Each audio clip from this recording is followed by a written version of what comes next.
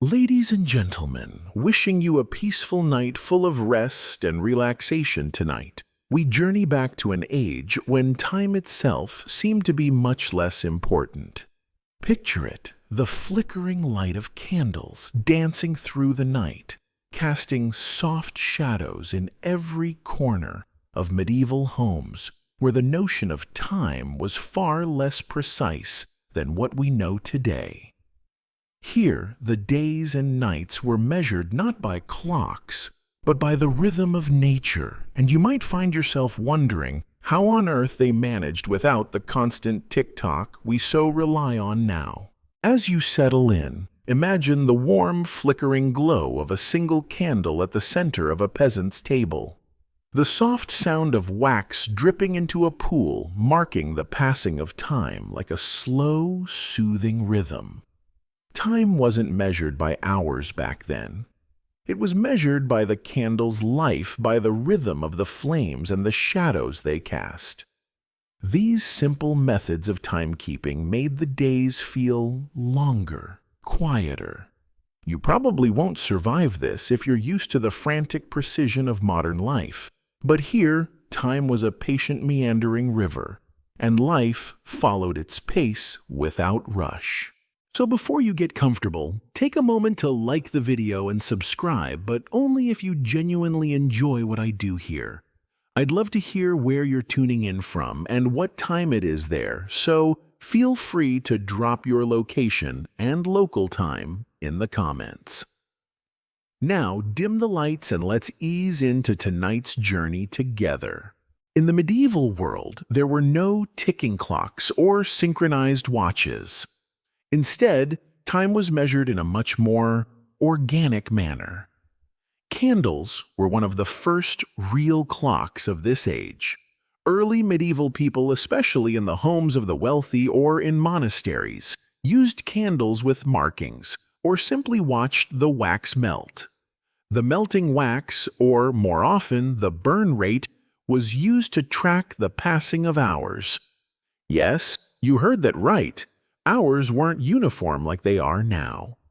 An hour could vary in length depending on the season, the time of day, or even the thickness of the candle itself.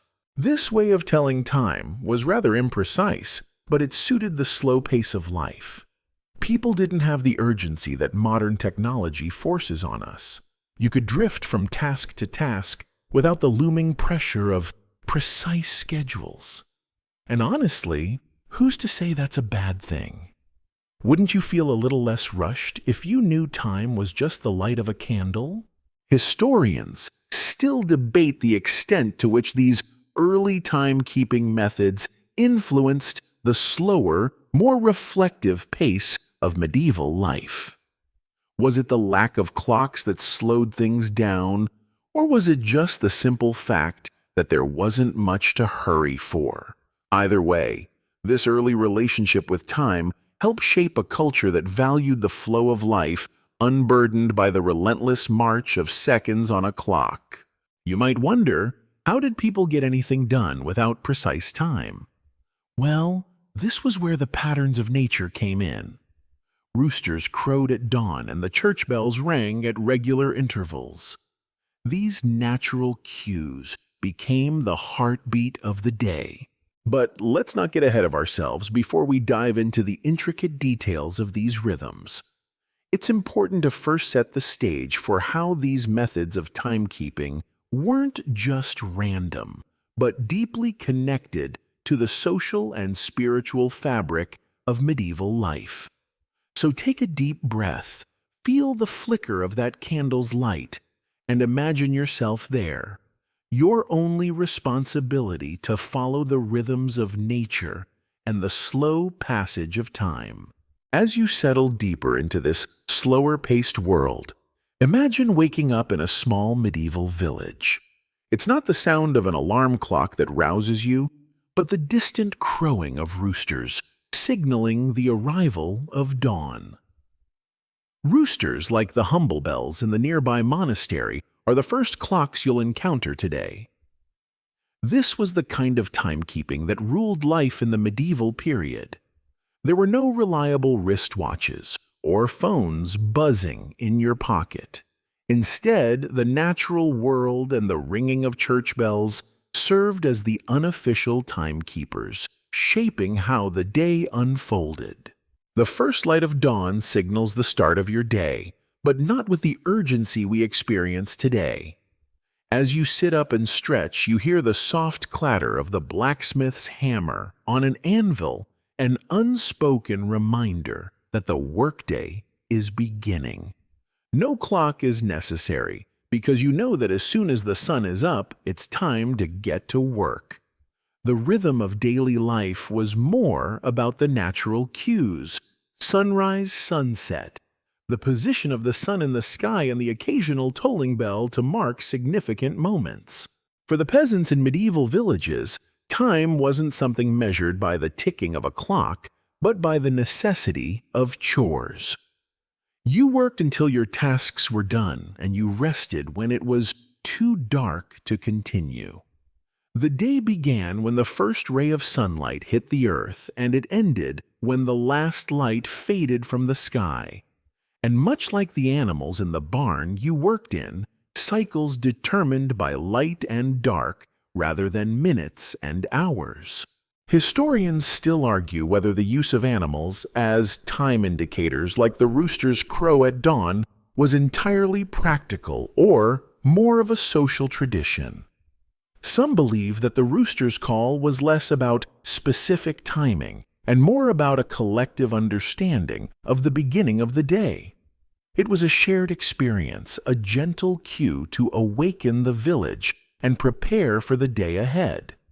There wasn't the frantic scramble to rise that modern alarm clocks demand, just a natural progression, a flow of life that followed the sun. Once the rooster has done its job, it's time for the church bell.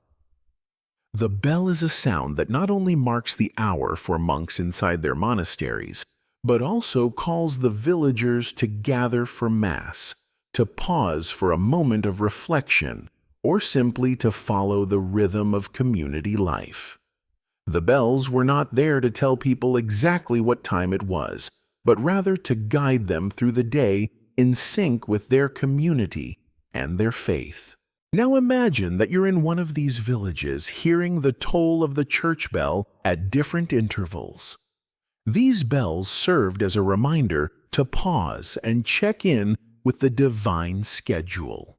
Perhaps at noon, the bell calls for a short prayer or a break from work as the day's energy wanes, but the rhythm continues. No watch is required.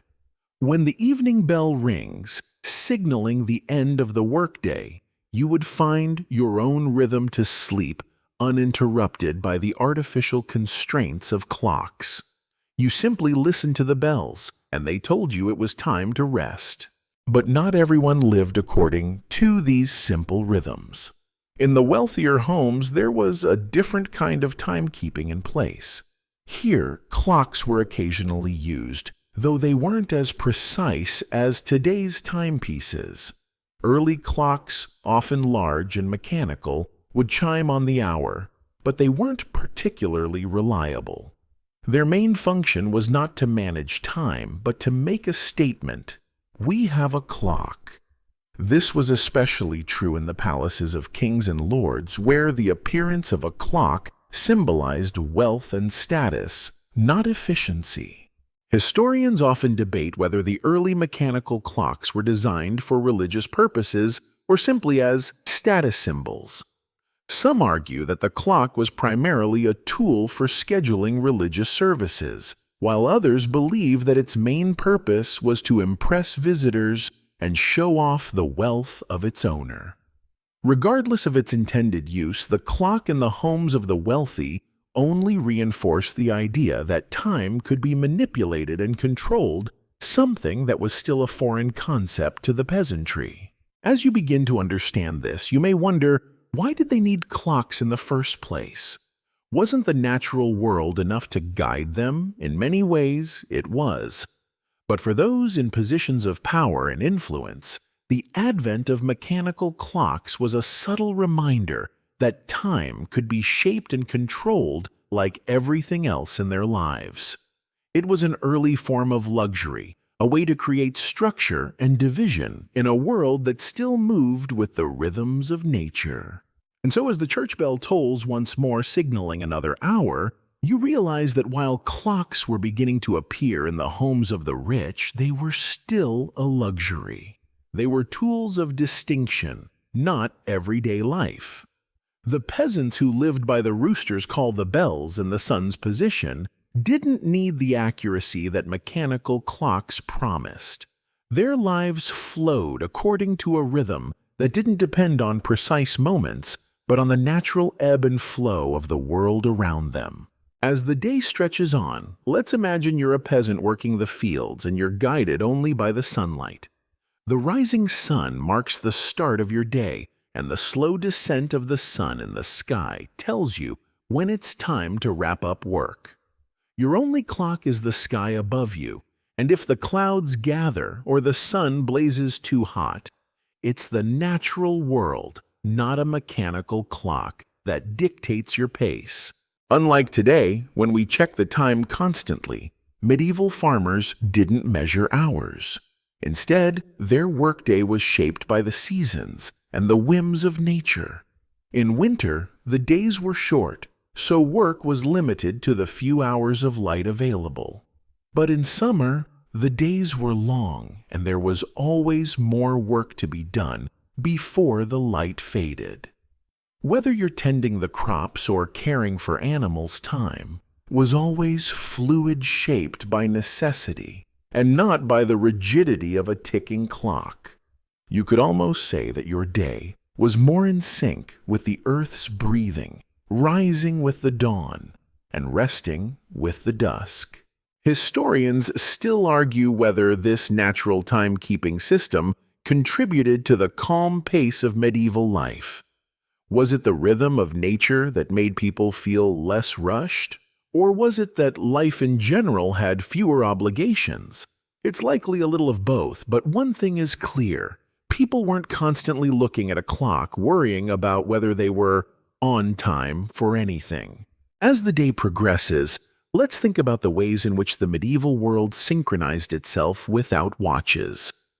One of the most important yet often overlooked ways people tracked time was through the position of the sun in the sky.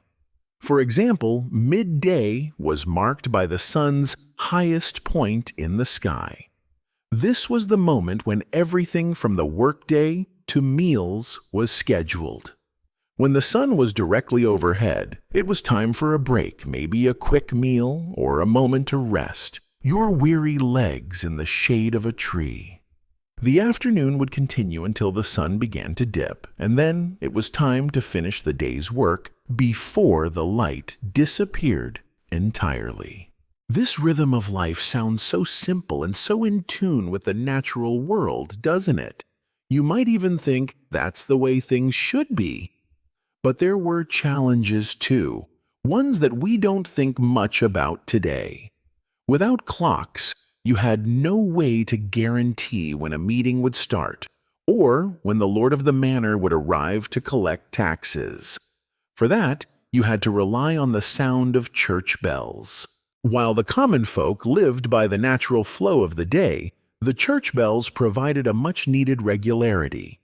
The bell tolled every hour, giving people a sense of how the day was progressing. But unlike modern clocks, these bells weren't as exact. They could ring early or late depending on the time of year, the weather, or who was ringing them. Sometimes they rang to mark the hours, but other times they might just signal prayer or another religious observance. One thing to keep in mind is that even within the church, the concept of exact time was more of a suggestion than a rule. Monasteries often lived by their own schedules, relying on bells to mark the hours of prayer and work. But in some ways, the bells didn't always make the day feel predictable. Sometimes they were late, like that one friend who always shows up 10 minutes behind schedule. But there was something magical about these irregularities. They kept things loose and free-flowing, And you could almost imagine how soothing it must have been not to have a rigid time system dictating every second of your day. As much as these bells tried to mark the passage of time, they didn't create the same sense of urgency we feel today. People would know that a bell was going to ring soon, but whether it rang on the hour or a few minutes after didn't really matter. It wasn't about precise punctuality. It was about the communal experience of being in sync with one another, even when the actual measurement of time was a bit hazy. Now, stepping away from the rural world for a moment, think about those in the towns or cities who had a slightly different relationship with time. Even here, time wasn't measured in the precise way we expect today. Instead, it was often about proximity to religious or civic duties, like the ringing of bells calling people to Mass or to public announcements. You can almost imagine the bustling market square filled with the chatter of tradespeople and the occasional call of a town crier. There's no clock ticking away, but everyone knows when it's time to gather barter and finish up for the day. Historians argue that these variations in how time was kept across different segments of society might have shaped the way people viewed time altogether. It wasn't just about the time of day. It was about what you were supposed to be doing at that moment, whether that meant working, praying, or simply living in the moment. In some ways, life in medieval Europe was designed to be more flexible, with time functioning more as a guide than as a strict taskmaster. But there's something even more fascinating about this loose relationship with time, how it affected their sleep. While we've grown accustomed to a life that demands a clear start and end, to everyday medieval people followed their own rhythms, dictated by natural light, the church bell, and their social roles. In the next sections, we'll explore how all of this led to a very different kind of sleep cycle from what you or I might know today. Now, let's delve into the rhythms of sleep during the medieval period, where time's fluidity played a major role in how people rested. Imagine yourself after a long day of labor, whether you've been toiling in the fields, crafting wares in a shop, or perving in a grand castle. The sun has long since set, and the light of your candle flickers faintly. You've finished the day's work, and now it's time to sleep. But in medieval Europe, the idea of a solid block of sleep wasn't the norm. Instead of the uninterrupted 8-hour stretch of sleep that we often aim for today, medieval people followed a segmented sleep pattern, which is hard for us to wrap our minds around. Your first sleep, as they called it, would begin after dinner and might last for a few hours. You'd drift off as soon as the sun went down, allowing the dark of night to wrap you up like a cozy blanket. But here's the catch: this sleep was rarely uninterrupted. Historians still debate how common it was for people to wake during the night, but records suggest it wasn't unusual at all. Once you awoke in the middle of the night, you might spend an hour or two lying awake. But during this time, rather than tossing and turning in frustration, people took advantage of this quiet interlude to pray, meditate, or even visit neighbors. The notion of waking up and getting out of bed might sound odd today, but back then it was an expected part of the sleep cycle. Let's take a moment to visualize your medieval home, a small stone cottage with thick walls, perhaps a fire crackling in the hearth. The house smells of earth smoke and cooking herbs. You lie down on a straw mattress, your body sinking into the rough texture of the bedding. The dim light of the fire gives everything a shadowy, cozy feeling. As you close your eyes, the sounds of the night fill your ears. Dogs barking in the distance, the wind rustling through trees, and maybe a few faint bell tolls marking the time. After your first sleep, you awaken, and for a while you remain awake in the silence of the night. This waking period is called the watch. and many people used it to get up, pray, or share a quiet conversation with a loved one. In wealthier households, the richer folk might have retired to their chambers, but the lower classes may have stayed in the common room. You'd chat, maybe even do a little quiet work, but the rhythm of the night was much less hurried than our modern 8 hours or bust approach. During this period, you might even visit a neighbor for a quick conversation, or, if you're feeling particularly spiritual, say a prayer. This midnight waking wasn't a sign of insomnia. Instead, it was seen as a natural part of the sleep cycle. The idea of long, uninterrupted sleep was just not in the cultural mindset. Some believe this segmented sleep pattern was a result of the lack of artificial light without the ability to keep the lights on all night. People naturally woke when it got dark and then drifted back to sleep after a couple of hours of waking. The second sleep was often just as peaceful as the first, but now, when you drift back off, your body is more attuned to the rhythms of the night. It's a deep, restful sleep, and you don't worry about the clock ticking away the hours. Your dreams may be as vivid as the firelight flickering softly behind your closed eyelids. Eventually morning comes and the sun's rays filter through the cracks in the walls. As the light grows stronger, it's time to rise again. This segmented sleep wasn't limited to the peasantry either. The aristocracy followed a similar rhythm, though it may have looked a little different. Wealthier households might have had more time for leisure, which meant they could wake up in the night and have a late-night snack or engage in a more leisurely activity. But they too experienced this broken sleep pattern that seems so foreign to us today. Historians have speculated that this biphasic sleep could have been part of a larger cultural mindset. The segmented sleep cycle combined with the lack of clocks fostered a different relationship with time. You didn't need to worry about hitting a snooze button or calculating the perfect bedtime. Instead, you followed the sun and the rhythm of your own body. Some scholars believe this way of sleeping may have even been more restorative than our modern sleep cycle. So much for our reliance on science and technology, right? Another intriguing aspect of medieval sleep is the concept of sleeping in shifts, especially for those who worked night shifts or were responsible for guarding the household or castle. The wealthy might have had guards watching over their gates, while peasants might have had a rotation of night watchers to protect their village. In this case, sleeping in shifts wasn't only practical, it was necessary. People would often sleep lightly, knowing that their rest was divided, and the safety of their community or household was in the hands of others. This interconnectedness between sleep and safety reflects the fact that medieval life was not organized around a single, solitary sleep cycle. Instead, the communal nature of life meant that your sleep and your waking hours were shaped by the needs of the community, the hours of daylight and the natural world that dictated everything around you.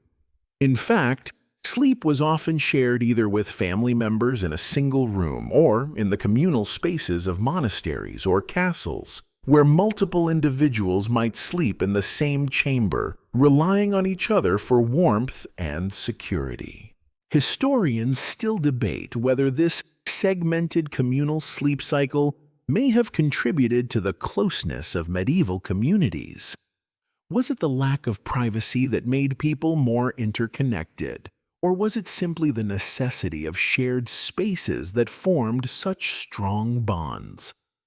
Either way, sleep was just one more aspect of life that worked differently back then, less rigid, more in tune with the natural world, and entirely shaped by the rhythms of the land. Now let's take a step back from the cozy comfort of medieval beds and discuss another important aspect of medieval life: the role of artificial light and how it influenced daily activities, especially when it came to the nighttime hours. Imagine for a moment that you're back in your medieval home and it's just after dusk. The world around you is dark, but inside the glow of candles and torches creates a flickering golden atmosphere. However, compared to the bright lights we take for granted today, this illumination is faint and unreliable. Without electric lights, life at night in the medieval period was incredibly different. The lack of artificial lighting meant that the world of the night became much more mysterious. It was far more common to see the world through shadows and silhouettes than in the bright clarity of day. The moment the sun dipped below the horizon, your options were limited. You couldn't run out to the store or flick on a switch to continue reading or working. Instead, people adapted to the dark hours by shifting their activities to fit the constraints of natural light. Most people didn't have their own personal light sources. Instead, it was communal lighting torches, oil lamps, and a few candles that illuminated the rooms. These light sources were not only limited in number, but also in the amount of time they could burn. A candle, for example, might last only a few hours before it needed replacing, and oil lamps could only be used with the oil available, making them a precious resource. The cost and rarity of these items made nighttime a bit more sacred, if you will. The fading light of dusk meant that the day's tasks were coming to an end, and it was time to unwind, gather with loved ones, or retreat to bed. The soft flickering glow would become a constant companion through the night, and it would shape the way people engaged with the evening hours. The lack of light led to an interesting cultural phenomenon. Many medieval people went to bed shortly after sundown, but rather than sleeping right away, they would often enjoy the evening in a kind of subdued, social gathering. A few candles burning in the hearth would create just enough light to allow people to relax, chat, or share stories, but not enough to do anything strenuous. It's almost as though the night itself forced everyone to slow down and take things at a gentler pace. Historians still argue about how early medieval people really slept. Was it more common to sleep for long stretches? Or did the lack of light naturally lead to shorter, segmented slumbers? Some records suggest that people in the Middle Ages often woke up in the middle of the night, as we've already discussed, and used the time to pray, chat, or even visit a neighbor. These nocturnal interactions, by today's standards, might seem odd, but they were a way of staying connected during the long hours of darkness. In fact, a tradition called night waking existed across several cultures where people would stay awake for a couple of hours before going back to sleep. For those who could afford it, this was a time for prayer or for quiet personal reflection. What's fascinating about this era is how medieval folk didn't view nightfall as an obstacle or inconvenience, but rather as a time to slow down, commune with others, or focus inward. Instead of seeing night as something that took away time, it was seen as a different kind of time altogether, a time of rest, sure, but also a time to reconnect with the day's experiences in a peaceful, relaxed way. In a way, the absence of constant light allowed for a different pace of life, one where the natural cycles of day and night governed everything. At the same time, the limited light meant that much of the night was spent in relative quiet. Sure, there were occasional bursts of noise, dogs barking in the distance, the murmur of voices, the crackle of the fire, but the nights were not as bustling as they are today. No late-night radio shows, no flickering computer screens. Instead, you'd sit in a small, intimate group, enjoying the low hum of conversation, the warmth of the fire, and the peace that comes with the world outside your door growing quieter with each passing hour.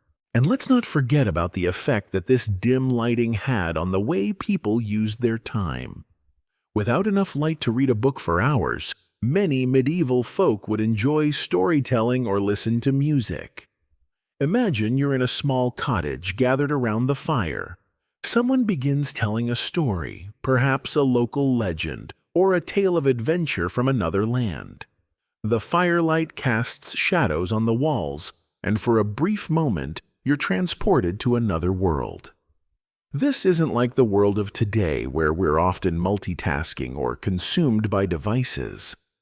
It's a slower pace where every word spoken is absorbed, and every glance at the fire's glow feels like a personal moment of stillness. In contrast, there were those who could afford to stay up longer, especially those in more urban settings. Merchants, traders, or craftsmen who worked long hours might have relied on artificial light to get through their tasks.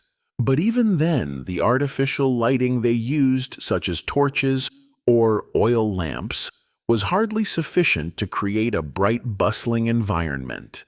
Their workdays, much like the peasants, were governed by the limits of the natural world. The long nights were less about bustling activity and more about a slower, quieter rhythm. Historians argue that this slower, dimly lit world encouraged a different type of thinking, a more reflective, less rushed mentality. People were not consumed by the pressures of modern life and its constant need for productivity. Instead, the night created space for people to focus on what mattered most, rest relationships, and reconnecting with the rhythms of the natural world. In the next sections, we'll explore how this relationship with light and darkness impacted people's spiritual practices and even their perception of time itself. But for now, think about how different life must have been. A slow-paced world where darkness wasn't feared, but embraced, where time was not something to conquer, but something to dance with. Now that we've touched on how medieval Europeans lived in tune with the cycles of light and dark, let's take a deeper dive into how this slower pace influenced their perception of time. In the medieval world, the concept of time wasn't as strict as it is today. Clocks, as we understand them, were rare. Time was measured more by natural events like the rising and setting of the sun, the change of seasons, and the tolling of church bells. Time wasn't something you could easily glance at throughout the day. Instead, it was felt, experienced, and understood through the rhythm of life itself. You can almost imagine yourself walking through a bustling medieval village, perhaps in the early hours of the morning as the rooster's crow signals the start of a new day. The day's activities would begin when the light arrived, and it would end when the darkness set in. Without a mechanical clock, the first moment of the day was simply the moment when the light broke over the horizon. The day's work, whether in the fields or in the workshops, would follow the natural cycle, not a rigid schedule set by hours. And this wasn't just in rural villages. The urban centers, too, were governed by the natural rhythms. People relied on church bells to signal specific times, bells ringing for prayer, bells ringing for work, and bells ringing to remind everyone that the day was slipping away. Without the luxury of a ticking clock, everyone's actions were more fluid and flexible, adapted to the amount of light available. This was especially true for the monks and nuns in monasteries who lived by the rule of prayer known as the divine office. Historians still argue about how accurate medieval clocks actually were. In larger towns, mechanical clocks did begin to appear in the late Middle Ages, though they were mostly used by the church and aristocracy to regulate prayer times and daily routines. These early clocks were often large, monumental structures, impressive in design, but rarely seen by the common people. For the majority of the population, their understanding of time was based on external markers, sunrise, sunset, and the rhythms of nature around them. Time was also a communal experience. People would meet to work, eat, and sleep together. In a world where the concept of free time was still a distant thought, schedules were shaped by necessity rather than personal preference. Even in larger towns or cities, personal time was often shared with the wider community, whether it was during the shared evening meals or the community celebrations and festivals that punctuated the calendar. But let's think about how this view of time impacted everyday life.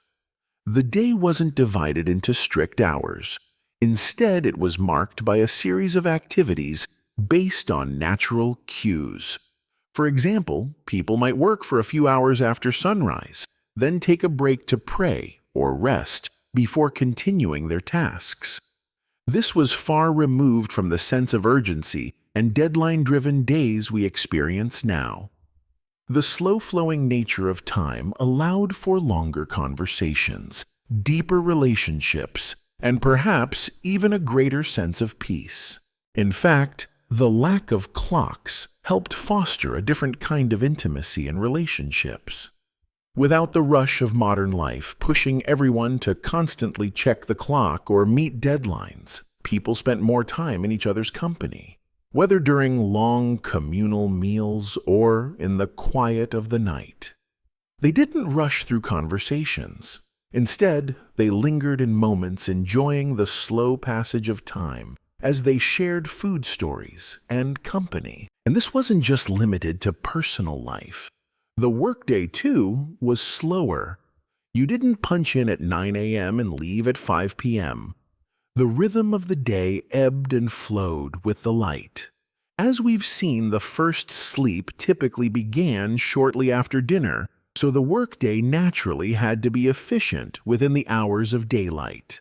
There was no extra time after the evening meal, as the night was reserved for rest, reflection, and spiritual connection.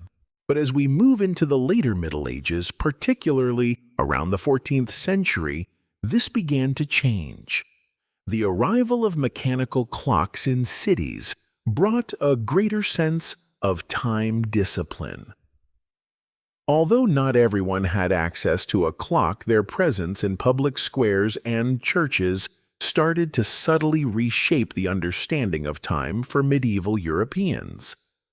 This shift, however, wasn't immediate. Many people still followed the old natural rhythms, while others began to conform more closely to the punctuality that these new clocks demanded. Interestingly, some historians argue that the introduction of these clocks had a profound effect on European society. It was during this time that the concept of wasting time began to be more closely associated with laziness and productivity, started to be seen as a virtue. The idea of punctuality and strict timekeeping was beginning to seep into more aspects of society, and in doing so, it gradually altered how people interacted with the passage of time.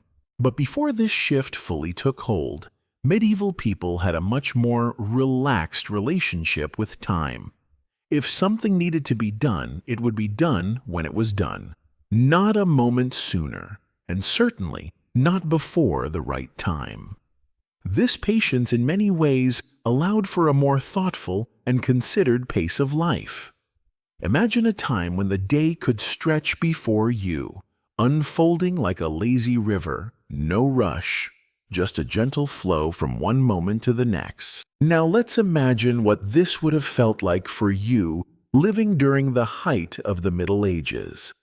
You're a craftsman in a small village, working with your hands, creating something beautiful and functional.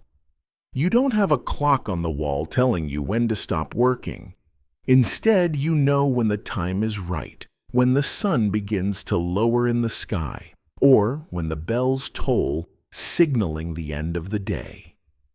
There's a kind of freedom in this, a gentleness that allows you to work at your own pace on your own terms.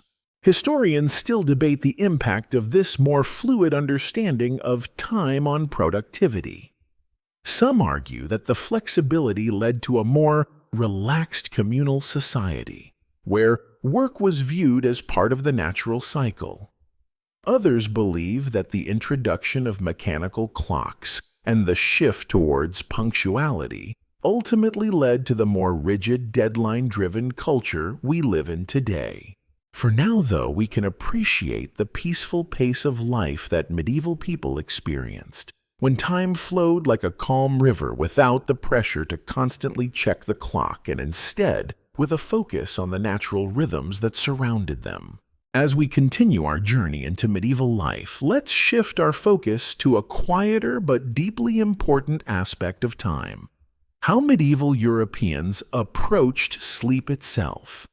We've already discussed how nighttime in the medieval world wasn't dominated by artificial lighting or the rush of modern life. Instead, the dark hours were a time of rest, social connection, and reflection. But how did medieval people sleep? What was their sleep routine like, and how did it reflect the slower, more relaxed pace of life we've been exploring? Imagine it's the evening, and you've finished your daily chores. The last meal has been eaten, and the fire is dying down to a warm glow. Now it's time to retreat to your bed. But this isn't like today's modern bedroom with soft mattresses, fluffy pillows, and thick blankets. No, the medieval sleeping arrangement was far simpler, and in some cases, quite communal. If you were living in a rural area, your bed might have been little more than a straw mattress or a simple wooden frame with woolen blankets. But if you were a wealthier merchant, noble, or living in a more urban area, you might have access to a better bed, often with a canopy, or at least a sturdy wooden frame. Even so, compared to today's beds, medieval sleeping arrangements were fairly basic. There wasn't the luxury of central heating, and the space was often cold, especially during the winter months. But perhaps the most interesting thing about medieval sleep wasn't the beds themselves, it was the way people slept. In medieval Europe, people often slept in what we now call a biphasic pattern, meaning that they would sleep in two distinct chunks of time during the night. This wasn't the 8-hour uninterrupted sleep we're used to today. Instead, medieval people would sleep for a few hours after sunset, wake up in the middle of the night for an hour or two, and then sleep again until morning. This second phase of sleep was often called the first sleep and second sleep, and it was a natural part of the day. The night was divided into two segments, with the time between them being used for various activities. This wasn't a case of being awake because of insomnia. No, medieval people simply accepted this pattern as part of their natural rhythm. They'd wake up, perhaps tend to some quiet tasks like prayer reading or even visiting neighbors, and then go back to sleep until dawn. Historians still debate the causes behind this split sleep pattern.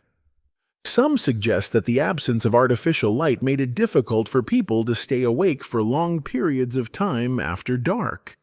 Others think it had more to do with the rhythm of daily life when you finished your chores and meals. Your body naturally fell into a rhythm of rest with a few hours of wakefulness in between. The middle of the night hours were often a time for more introspective spiritual activities, like praying or meditating before returning to sleep. If you were a medieval European, you might even take advantage of this break in sleep to enjoy some quiet moments of reflection.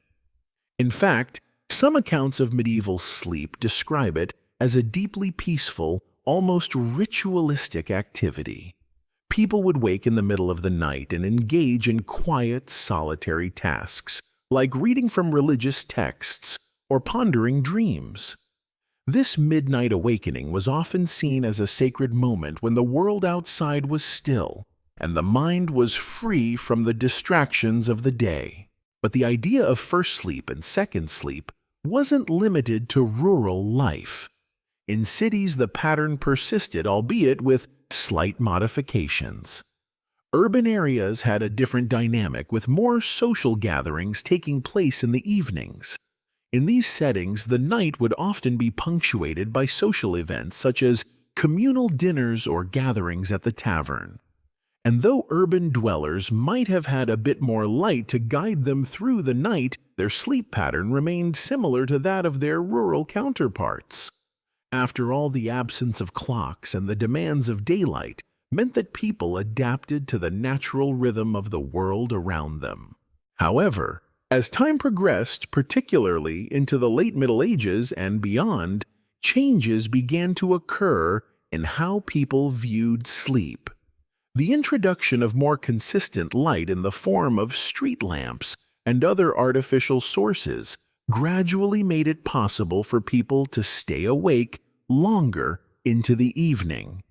As society moved into the early modern period, the idea of a single, uninterrupted sleep began to take root. But even with the changes brought on by artificial light, the legacy of the medieval sleep cycle lingered. The concept of waking in the middle of the night was still reflected in cultural practices, as well as in the understanding of sleep patterns. In fact, the practice of segmented sleep was not fully phased out until the 19th century, when the Industrial Revolution and the rise of artificial lighting began to shape the modern concept of a continuous sleep cycle. And so we see how sleep, much like every other aspect of medieval life, was governed by the natural rhythms of the world. In a way, it's almost comforting to think about how people of the past didn't have the pressures of modern life weighing on them, especially at night. The world slowed down, and in the quiet of the dark hours they could find rest, reflection, and even connection. Whether it was shared with others in the form of late-night prayers, or quiet conversations, or spent alone in the stillness of the night's sleep in the medieval world, was an intimate, peaceful experience. As we move forward in our journey, we'll look more closely at how other aspects of life, like spirituality and social structures, were influenced by this slower pace of life where time wasn't something to be measured by the hour, but something to be experienced in its full, natural beauty. As we continue our exploration into the slower, more rhythmic life of medieval Europe, we turn our attention to one of the most enduring aspects of medieval society: religion. Now, we're not going to dive into dogma or doctrine, though. Certainly there was plenty of that. But rather we'll look at how religion influenced the daily rhythm of life in ways that were deeply tied to the natural flow of time. From the moment the sun rose until it set, religious observance was woven into the fabric of life in medieval Europe. Imagine yourself walking through a medieval town or village early in the morning. The first rays of light stretch across the land, and before any work begins, there's a pause, an invitation to stop, reflect, and join in communal prayer. This wasn't merely a Sunday ritual, it was a daily occurrence built into the very fabric of the day. In the larger towns and cities, church bells would ring early, marking the start of the day with a call to prayer. These bells weren't just to announce Mass, they signified that the day had officially begun, a reminder that the divine was present in every moment. In monasteries, this was taken even further with a set of prayers called the Divine Office, offered throughout the day, often at specific times. The monks' lives were ruled by the chime of the bell, which rang out from the high towers, signaling it was time for another round of prayer or reflection. Each hour of the day was accounted for with a structure that demanded order and discipline. Yes, but also connected the monks to the natural world. The first prayers of the day were often said at dawn, and the final prayers, known as compline, marked the end of the day just before sleep. Now, these practices weren't exclusive to the religious elite. While the monks and nuns spent their days in strict routines, the regular townspeople, peasants, merchants, artisans, also shaped their days around religious observance. Even though the church bells rang throughout the day to remind them, people weren't necessarily rushing off to Mass all the time. Instead, religion acted as a backdrop, giving structure to daily life and creating natural pauses during which everyone could reflect. Historians still debate whether this constant religious observance was a source of comfort or a subtle form of social control. On one hand, the deep connection to the divine and the natural cycles provided a sense of stability and peace. On the other, there was no escaping the Church's presence, and the belief that the passage of time was governed by a higher power could at times feel a bit oppressive. Yet, for many, religion was an anchor in a world where time as we know it today didn't have a tight grip. The slower cyclical nature of the day allowed people to live in sync with the divine and the seasons. Let's take a closer look at how religious observance shaped the understanding of time. In medieval Europe, the Christian calendar was peppered with feasts, fasts, and holy days. These weren't just big events that marked the passage of the year, they shaped the rhythm of life itself. The Feast of St. Martin, the Nativity of Christ, Easter Pentecost. All of these were occasions that had their own unique timing, which meant that life didn't just move forward in a straight line. There were interruptions in the natural flow of the year moments where people could take a step back from their work and take part in something greater than themselves. Moreover, these religious observances were often an escape from the monotonous work of the day. There was a built-in seasonal pause in the year that let people take a collective breath, gather in worship, and momentarily distance themselves from the pressures of work, which, let's face it, was hard enough in medieval times. Harvest time, for example, was a period when many took time off work to celebrate and give thanks. The Harvest Festival wasn't just a feast, but a way of recentering the community, ensuring that people saw themselves as part of something larger, the cycle of the seasons, the land, and the divine. In towns and villages, the church was at the heart of social life, and religious events often doubled as social events. Take, for example, the communal feast on a saint's day, where everyone in town would gather for a meal together.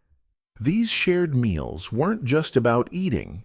They were about reinforcing social bonds. They were an acknowledgement that time had passed, another year, another harvest, another season of life. In this sense, medieval religious practices were not just about worship, but about community and connection with the natural rhythms of the world.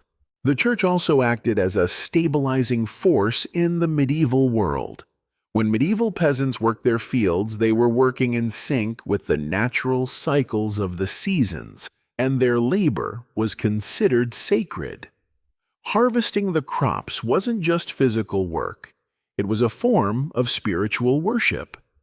Historians still argue whether this connection to the land and the divine helped make the harsh realities of medieval life more bearable. Perhaps it did, having a sense of spiritual purpose behind your daily labor, knowing that your work was part of a larger divine plan might have brought a sense of peace and calm to an otherwise difficult existence. The pace of life wasn't rushed, but connected, as though everything from the soil to the sky had its own time and place. There was no hurry to be anywhere else. The rhythm of prayer and the slow passage of time helped keep everything in balance, both on the earthly and spiritual plane. But with the rise of early capitalism and the shift to a more secularized society in the late Middle Ages, these religious rhythms began to change gradually, giving way to the more structured, time-conscious world we know today. Now it's time to pause and reflect on how this religious framework was deeply integrated into medieval timekeeping. While today's world operates by a relentless clock, medieval Europeans had a much more fluid understanding of time. They didn't feel the constant pressure to do more faster because their connection to time was guided by cycles, by nature, by the church, and by the seasons. This slower, more natural approach to time shaped their entire worldview, allowing them to live with a deeper sense of connection to the world around them. And of course, it allowed them to sleep more peacefully at night, knowing the world was turning in its own time. Now that we've explored the calming rhythm of religious life in medieval Europe, let's turn our attention to another facet of time that shaped the medieval experience: the seasonal rhythms of nature and agriculture. In many ways, these cycles governed the daily routines of people across Europe. Unlike today, when the days blur together under the artificial glow of neon lights and digital clocks, medieval people's lives were deeply tied to the changing of the seasons, the rising and setting of the sun, and the natural world around them. Picture yourself in a medieval village as the first hints of spring begin to appear. The frost is melting, the ground softens, and the air carries a new warmth. This transition wasn't just a matter of temperature. It was a moment of profound significance. With it came the promise of new crops, new life, and the potential for a good harvest. For medieval farmers, the calendar was not marked by months on a wall, but by the pressing needs of the soil. Their time was dictated by planting and harvesting, by when to sow wheat and when to reap it. In fact, the calendar itself in medieval Europe was often less structured than it is today. There were no consistent work weeks, no set hours for the average person, just an ongoing flow of days and seasons determined by the needs of the land. And even though townspeople and nobility weren't directly involved in farming, they too followed the cycle of agriculture in one way or another, especially when it came to religious observances and feasts. During the spring, villages would buzz with preparations for the coming planting season. People would gather together, turning the soil, planting seeds, and preparing their crops for the months ahead. The seasonal rhythm was something you could feel in your bones, the earth tugging at you, reminding you of the labor and care required to coax food from the ground. People didn't need a clock to remind them it was time to plant. The soil told them everything they needed to know. The shift from winter to spring was both practical and symbolic, and it was celebrated through festivals and rituals, many of which were designed to encourage a bountiful harvest. As the year moved into summer, the pace of life intensified. The long days meant there was more daylight for working the fields, and the villagers worked feverishly to prepare for the harvest that would come later in the year. The medieval day still flowed in harmony with the sun, and people knew that the hours of daylight dictated how much work could be done. The long summer days were a blessing for those who worked the land, but the heat also made the days feel long and demanding. However, summer was not just a time of toil, it was also a time for rest feasts and festivals. Medieval Europe was filled with celebrations that coincided with seasonal events. Harvest festivals, often held in late summer or early autumn, celebrated the hard work that had gone into the year's crops. These events were an opportunity for the entire community to gather together, share food, and enjoy the fruits of their labor.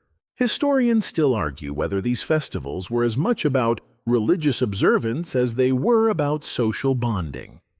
After all, many of these celebrations were linked to local saints' feast days, harvest rites, and agricultural rituals that blended both spiritual and secular traditions. What is clear, though, is that these festivals were vital moments of respite in an otherwise grueling year. They were times when people could step back, relax, and enjoy the fleeting pleasures of the harvest before winter set in. As we move into the autumn months, the landscape changes again. The crops are gathered, the last fruits and vegetables are harvested, and the chill of winter begins to make itself known. This was a time of preparation and reflection. Villagers would store their food for the cold months ahead, making sure they had enough to last through the harsh winter. But it was also a time to pause and reflect on the year's work. The slower pace of autumn allowed for moments of rest time to gather with family, to thank the heavens for a good harvest, and to prepare for the winter months. Autumn also marked the beginning of the long, dark nights of winter. As the days grew shorter, the light receded and the cold set in. This, however, didn't mean a halt to activity. The winter months were a time for other important tasks: mending tools, repairing buildings, and preparing for the next growing season. But the slower pace of winter life was a reprieve. The demands of farming were temporarily suspended, and the colder months allowed for a different kind of rhythm. Quiet evenings by the hearth time spent with family, and the long, still nights that led to rest. Winter in medieval Europe was a time for reflection, both personally and spiritually. With the silence of the snow-covered land outside the interior, life took precedence. This was a season for quiet prayer and contemplation, for spending time with loved ones, and for resting after a long, hard year. It was the end of one cycle and the beginning of another. As much as winter seemed like a time of hibernation, it was also a time of quiet renewal. Historians often emphasize how much the rhythm of agriculture shaped the medieval mindset. People weren't just waiting for seasons to change, they were living in sync with those changes. The cycles of planting, growing, harvesting, and resting taught people to live in harmony with nature, not just in reaction to it. Time was experienced as a natural progression, and this connection to the land allowed people to understand their place in the world. Their lives didn't need to be rushed. They were part of something larger, something cyclical. Time was not something to be fought against, but to be embraced as it flowed naturally in sync with the land. The slower pace of medieval life, then, wasn't just a result of less technology or fewer distractions. It was a direct consequence of living in rhythm with nature and its cycles. People lived in a world where time was felt through the turning of the seasons, through the rise and fall of the sun, and through the shared experience of the community. As we continue exploring the daily life of medieval Europeans, we'll see how this rhythm continued to influence even more aspects of their time, from how they interacted with each other to how they understood their place in the grand scheme of things. As we reflect on how the natural world shaped the lives of medieval Europeans, we now shift our gaze toward a subject that touches the very heart of their existence work. It's hard to imagine a time when the concept of leisure was so foreign, yet in the medieval period, the division between work and rest wasn't as rigid as it is today. The medieval day didn't revolve around 9-to-5 schedules or weekends off. Rather, the pace of life was intertwined with the rhythm of nature, religious observance, and social obligation. Picture yourself as a craftsman in a small medieval town. Your workshop, though small, is alive with activity. The clink of hammer on metal or the scrape of wood against a chisel fills the air as you work on your craft. But as you labor, there's no ticking clock, no rush to finish by a certain hour. Instead, your workday is dictated by the light, the rising and setting of the sun. When the light fades, you stop. Work is not just about earning a living. It's about engaging with the natural flow of time. The work itself is rhythmic, even meditative, and as the day winds down, so too does your labor. However, this slower approach to work wasn't just a feature of the artisans or small-time workers. It touched nearly every aspect of medieval life. Farmers, for example, worked in close connection with the land, adjusting their daily routines to the demands of the seasons. Harvest time was a frenzy of activity, but outside of that, life slowed down.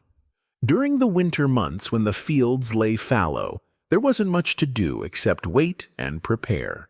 But even then, people didn't seem to mind the slower pace. It was simply part of the natural order. In fact, the concept of work in medieval Europe was much more communal than it is today. Imagine yourself in a village where the community gathers to complete tasks together. It might be repairing a neighbor's barn, harvesting grain, or building a house.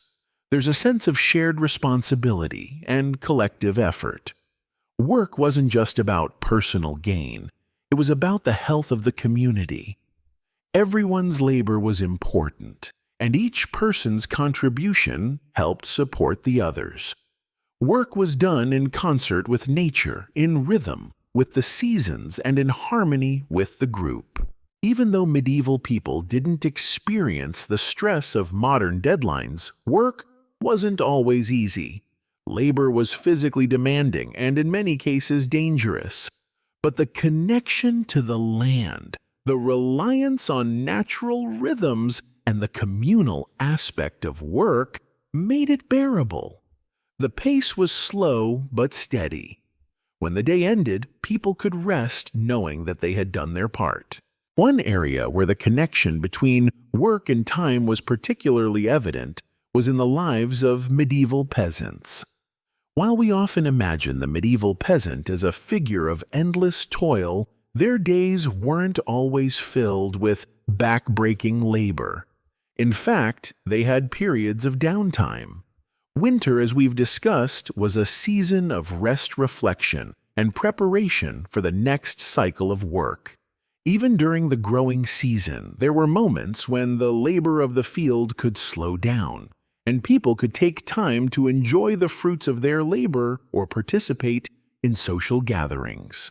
Historians still debate the extent to which medieval peasants enjoyed leisure time. Some argue that their lives were filled with constant work and hardship, while others suggest that the rhythms of agricultural life allowed for more downtime than we might assume. Certainly after the harvest, there was time for festivals, feasts, and communal activities. These breaks from labor weren't just moments of escape. They were integral to the structure of medieval society, providing people with a chance to bond with one another and recharge for the coming year. In larger towns and cities, the rhythm of work was more diverse, but the principle remained the same. Work was not measured by the clock, but by the task at hand. Guilds and tradesmen followed their own patterns, dictated by the demand for their goods and services. But even in the bustling market, there was a slower pace to life. There were no high-pressure sales or frantic retail hours. Instead, business was conducted at a steady pace, and workdays often ended with the setting of the sun, not with the closing of a storefront. Now, you may be wondering how this slower, more organic approach to work could possibly be sustained in a world that was constantly on the move, where deadlines and fast-paced lives seem to rule the modern world. The answer lies in the medieval mindset. Their connection to time was fluid and deeply influenced by the natural world, religion, and community. Time wasn't something that had to be filled every moment. It could be stretched, savored, and used for both work and rest in equal measure. This more holistic view of time and work was a stark contrast to the modern obsession with productivity. Today we find ourselves constantly rushing from one task to the next, chasing the clock, and never truly feeling like we have enough time. But for the medieval world, time was not something to be conquered or measured. It was something to be respected, something that flowed naturally in tune with the world around them. Take a moment to think about that idea. How different might your own daily life feel if you took a slower approach to work? If you allowed yourself to be in harmony with the rhythms of the day, without constantly stressing about time running out. It's an idea that's hard to imagine in our fast-paced world, but perhaps it's a concept worth revisiting. After all, even in the most demanding times, the medieval world found a way to live with the natural rhythms of time, work, and rest. In the end, the connection between work and time in medieval Europe was much more than a matter of productivity. It was a way of living, a way of understanding that life has its own pace, and that we too must learn to live in harmony with it. It's a lesson that we can still apply today, even in our modern world, where time seems to be constantly slipping through our fingers. As we drift deeper into the medieval experience, we find ourselves in the midst of an era where time wasn't just measured in hours or days, but also in moments of cultural significance. Every season, every religious observance, every social event was an opportunity to mark time, in a way that aligned with both the spiritual and natural rhythms of life. And within this context, one of the most powerful ways to understand the medieval view of time was through the lens of rituals and festivals. Imagine for a moment that you're in a bustling medieval town square during a major religious festival. The air is filled with the sounds of music, laughter, and the scent of roasting meats and fresh bread. But there's something else in the atmosphere, something that slows the pulse of the entire village, a sense that time itself is being transformed. On this day, the rigid schedules of daily life vanish, and the rules of time bend. The festival, with its colorful processions and joyous celebrations, offers a taste of eternity. This isn't just a holiday. It's a collective experience that transcends the mundane. In medieval Europe, religious observances were not merely events to attend. They were full-on communal affairs that could last days or even weeks, depending on the occasion. They were moments when time seemed to slow down, as if everyone was suspended in a shared moment of divine connection. Whether it was the feast of Corpus Christi or the harvest festival, these occasions were deeply woven into the fabric of life. Time was no longer simply the ticking of a clock. It was experienced as a sacred flow marked by these significant events. Historians still argue about the role of religious festivals in medieval life. Were they primarily spiritual experiences, or were they just opportunities for social gathering? Most likely, they were a blend of both, as these festivals allowed the medieval community to rest from the everyday grind and reconnect with one another. It was during these occasions that bonds were strengthened, old grudges were forgotten, and new friendships were forged. Festivals also served as a welcome break from the daily routine, allowing people to step away from their responsibilities and experience something that felt timeless. As you move through these festivals, the boundaries between work and rest dissolve. In a sense, everyone is united by the celebration itself, a collective engagement that spans across class, age, and gender. Even the strictest of medieval social structures seemed to soften during these times. The lord of the manor could be found enjoying a drink with the common folk, and the difference between a rich merchant and a humble craftsman became less pronounced. These moments of celebration, though rooted in religious observance, were about much more than just spirituality. They were about embracing the simple joys of being alive. Now let's consider how time was also marked by more secular celebrations. While religious festivals certainly provided structure and meaning to medieval life, they didn't encompass all of the milestones of time. Feasts, weddings, and seasonal gatherings played an equally important role in the rhythm of medieval society. These events may not have had the sacred weight of a church service, but they were still opportunities to mark the passage of time in a meaningful way. Weddings, for example, were massive social events. Imagine yourself at a medieval wedding, no small affair, mind you. The entire village would be invited to celebrate the union, and the festivities could last for days. There would be dancing, drinking, feasting, and perhaps even games depending on the region. Such an event wasn't just about two people joining together. It was a communal experience, one that marked a significant moment in the lives of those involved, as well as in the life of the entire community. These secular events, while less tied to religious observance, still had a strong temporal significance. The passing of time could be felt in the way people celebrated milestones like birth, death, and marriage. The time between these events was filled with the anticipation of what was to come, whether it was the birth of a child, the start of a new agricultural cycle, or the harvest that lay ahead. What stands out, though, is how these moments of time marking were often intertwined with the cycles of the natural world. Much like the festivals that celebrated the seasons, the secular events of medieval life were often bound to the land, the harvest, and the changing of the year.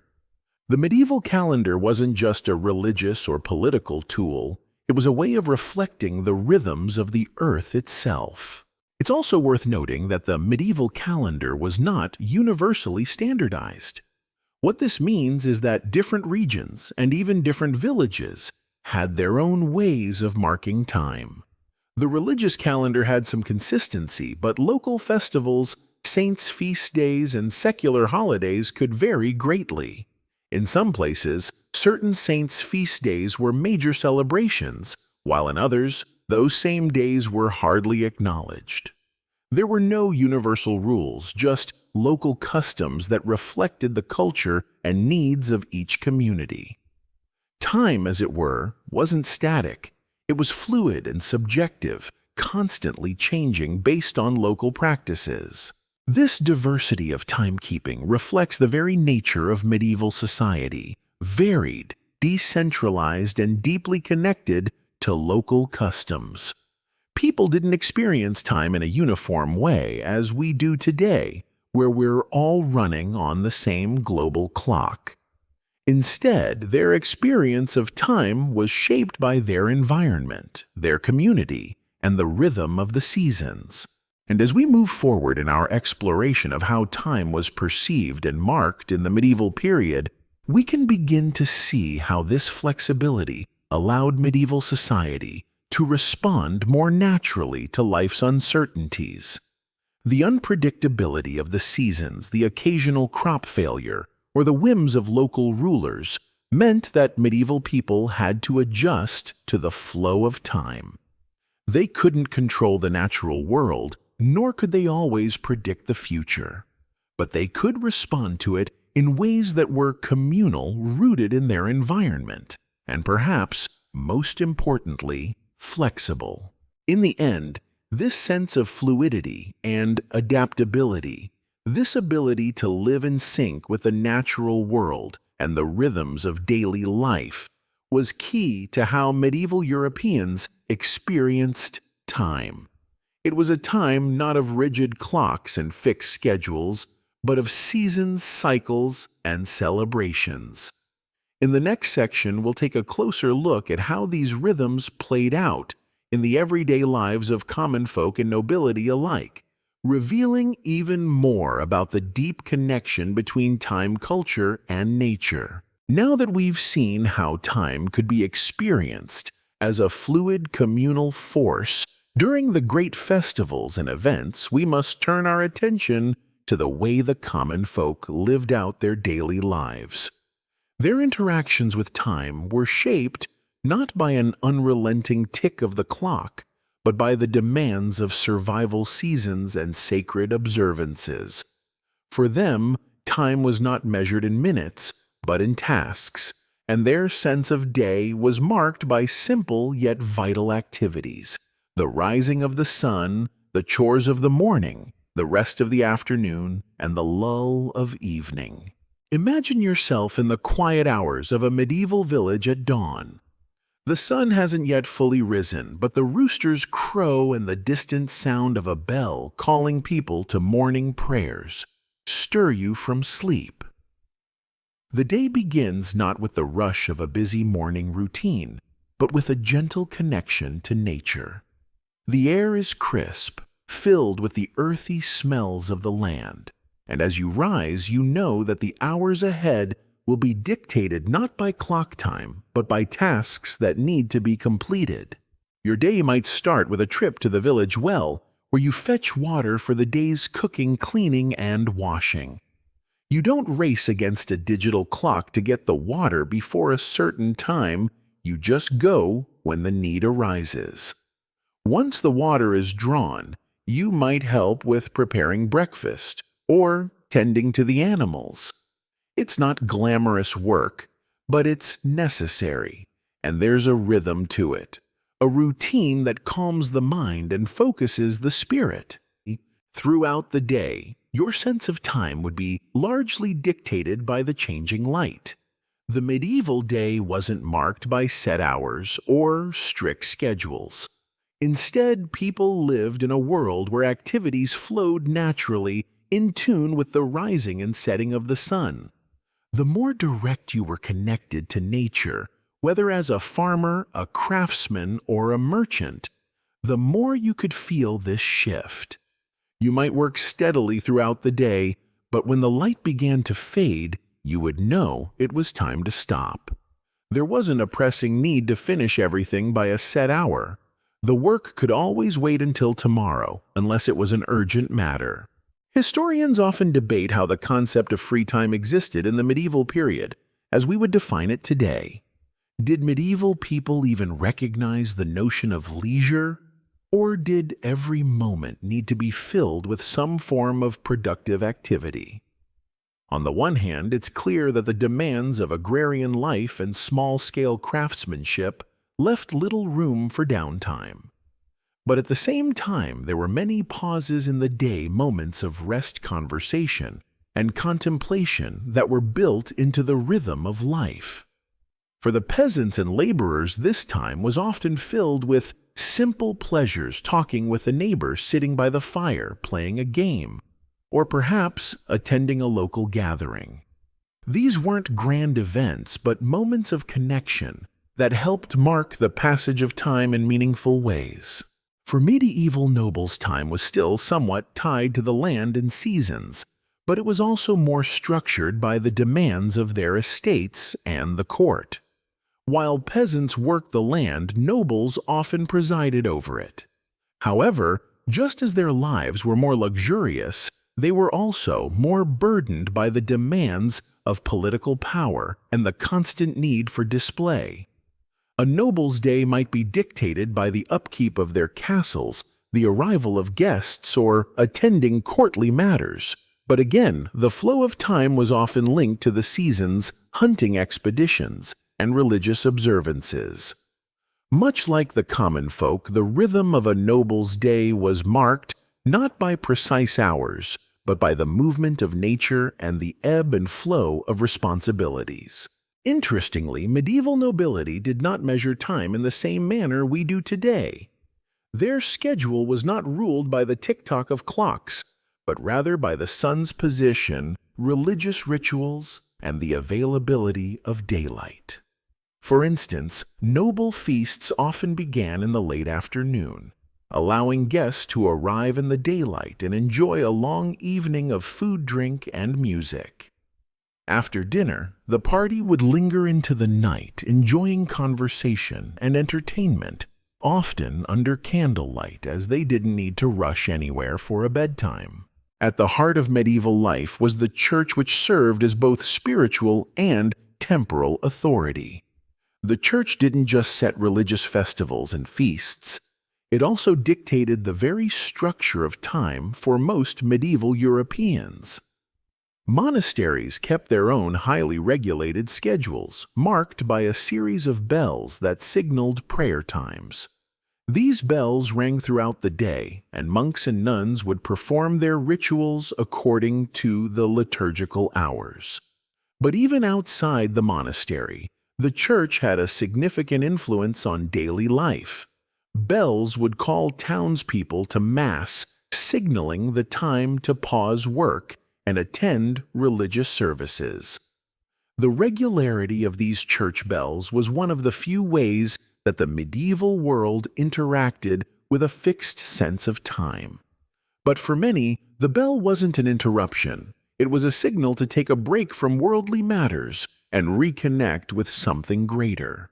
Outside, the church time was more fluid, and not everyone adhered strictly to a set schedule.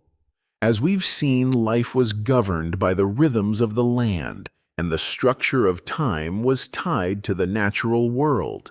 For instance, in agricultural communities, there were harvest times, sowing times, and winter dormancy, each marked by a different pace. The sense of urgency that comes with modern work schedules simply didn't exist in the same way. When you went to bed, didn't matter as much as the tasks you accomplished, and time off, whether through rest, social interaction, or festivals, was more naturally integrated into the daily routine. Historians often argue about whether this slower, more relaxed connection to time led to more contented lives. Some suggest that it contributed to a kind of peace and acceptance, a sense that time would pass, whether or not you were constantly managing it. Others contend that the constant struggle for survival in medieval Europe might have caused more stress than we realize, with seasonal hardships and constant labor often overshadowing moments of leisure. Regardless, the medieval world was one where time was experienced very differently than it is today, where every moment had its place and people had to adapt to the rhythms of the natural world around them. As we near the end of this section, it's worth considering how the medieval approach to time continues to resonate in today's world. While we may be ruled by clocks and deadlines, there's something comforting in remembering that time in its truest sense is more fluid, more connected to the natural world than we often give it credit for. And perhaps in this frantic world of modern schedules, we could all learn a little something from the medieval rhythm of life. Now, as the night continues to unfold, let's look at a fascinating aspect of medieval timekeeping that often gets overlooked: the role of natural elements and the physical environment in shaping how people understood and interacted with time. From the vastness of the countryside to the constricted spaces of castles, the environment was not just a backdrop for medieval life. It was deeply intertwined with people's sense of time. Picture yourself now in a village nestled in the English countryside. The first thing that strikes you is how the landscape dominates your sense of time. The hills in the distance, the winding streams, and the ever-changing sky above all dictate the rhythm of life. In these small rural communities, there weren't many clocks, and time was primarily measured by how the day unfolded in relation to the natural world. As you look out at the horizon, you notice how the sun shifts across the sky, casting long shadows over the fields and signaling when it's time to begin work or rest. It's not about minutes, it's about the journey of the sun, the rise and fall of the light. In the medieval countryside, nature acted as both a guide and a marker of time. People worked with the land, not against it, and they understood the subtle shifts in the seasons which influenced their daily lives. The time to plant crops was dictated by the warmth of the earth and the alignment of the stars, while the harvest came at a specific point when the fields were ready. The natural world didn't offer any flexibility. It worked on its own schedule, and people had to follow it. For the common folk, the year was divided not just into months or seasons, but into agricultural cycles that defined their survival.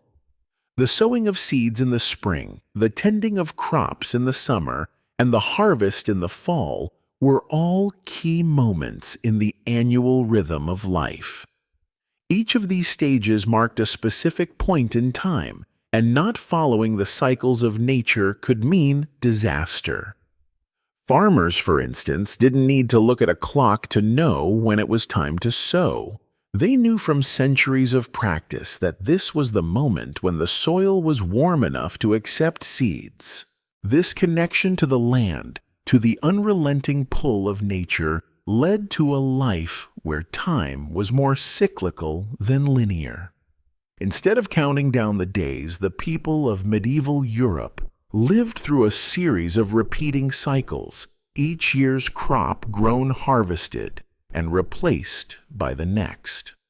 They could count the years by the number of harvests, not by the tolling of a bell.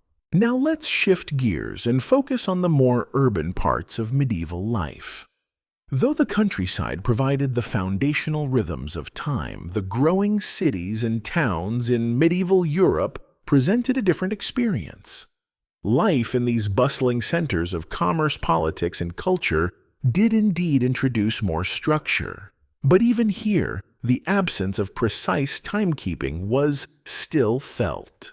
Imagine being in the heart of a medieval town. The streets are filled with merchants hawking their wares, and the air is thick with the sounds of people negotiating, horse-drawn carts rattling over cobblestones, and the occasional cries of children at play.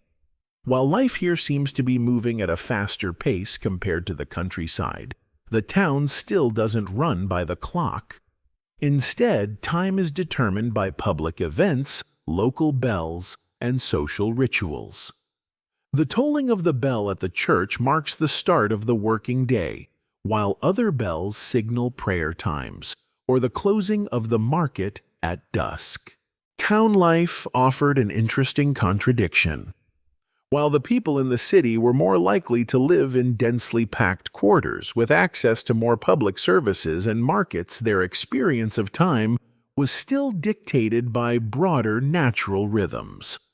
For example, in larger towns, the availability of food and goods often determined the speed of life. When markets were open, people worked swiftly, navigating the crowd with a sense of urgency. But once the market closed, the pace would dramatically slow down, and the town would return to its more relaxed, cyclical nature. The presence of town clocks, though a novelty, was still a rare occurrence. Early clocks, when they existed, weren't the highly accurate mechanisms we use today. They were often rudimentary timepieces that chimed at irregular intervals. These early clocks were symbolic, useful, yes, but still more a tool for ceremonial purposes than a device for precision. A bell marking the hours, or a clock tower with its single large hand, was a reminder of time's passing, but not a tool for scheduling every aspect of life. Interestingly, this period saw the development of the first mechanical clocks, which began appearing in the 13th and 14th centuries. They were huge, imposing structures, often installed in church towers, where their chimes could be heard throughout the town. For many people, these clocks were the first clear indicator that time was something that could be quantified and controlled. But the question is, how did they really affect daily life? Historians still debate how much these clocks actually changed the way people lived. Were they a symbol of emerging modernity, or were they more of a curiosity, a novelty that didn't yet have much practical effect on the pace of everyday existence? While these early clocks had the potential to reshape people's relationship with time, most medieval Europeans didn't experience the rush and urgency of modern schedules. Instead, their day was more likely to unfold according to the season's social rituals and the needs of their community. Even in the cities, time remained more fluid than it does today.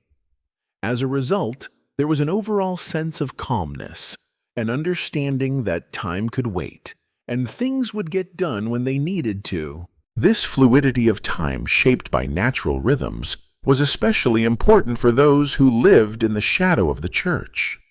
Monasteries, particularly, were centers of this temporal flexibility.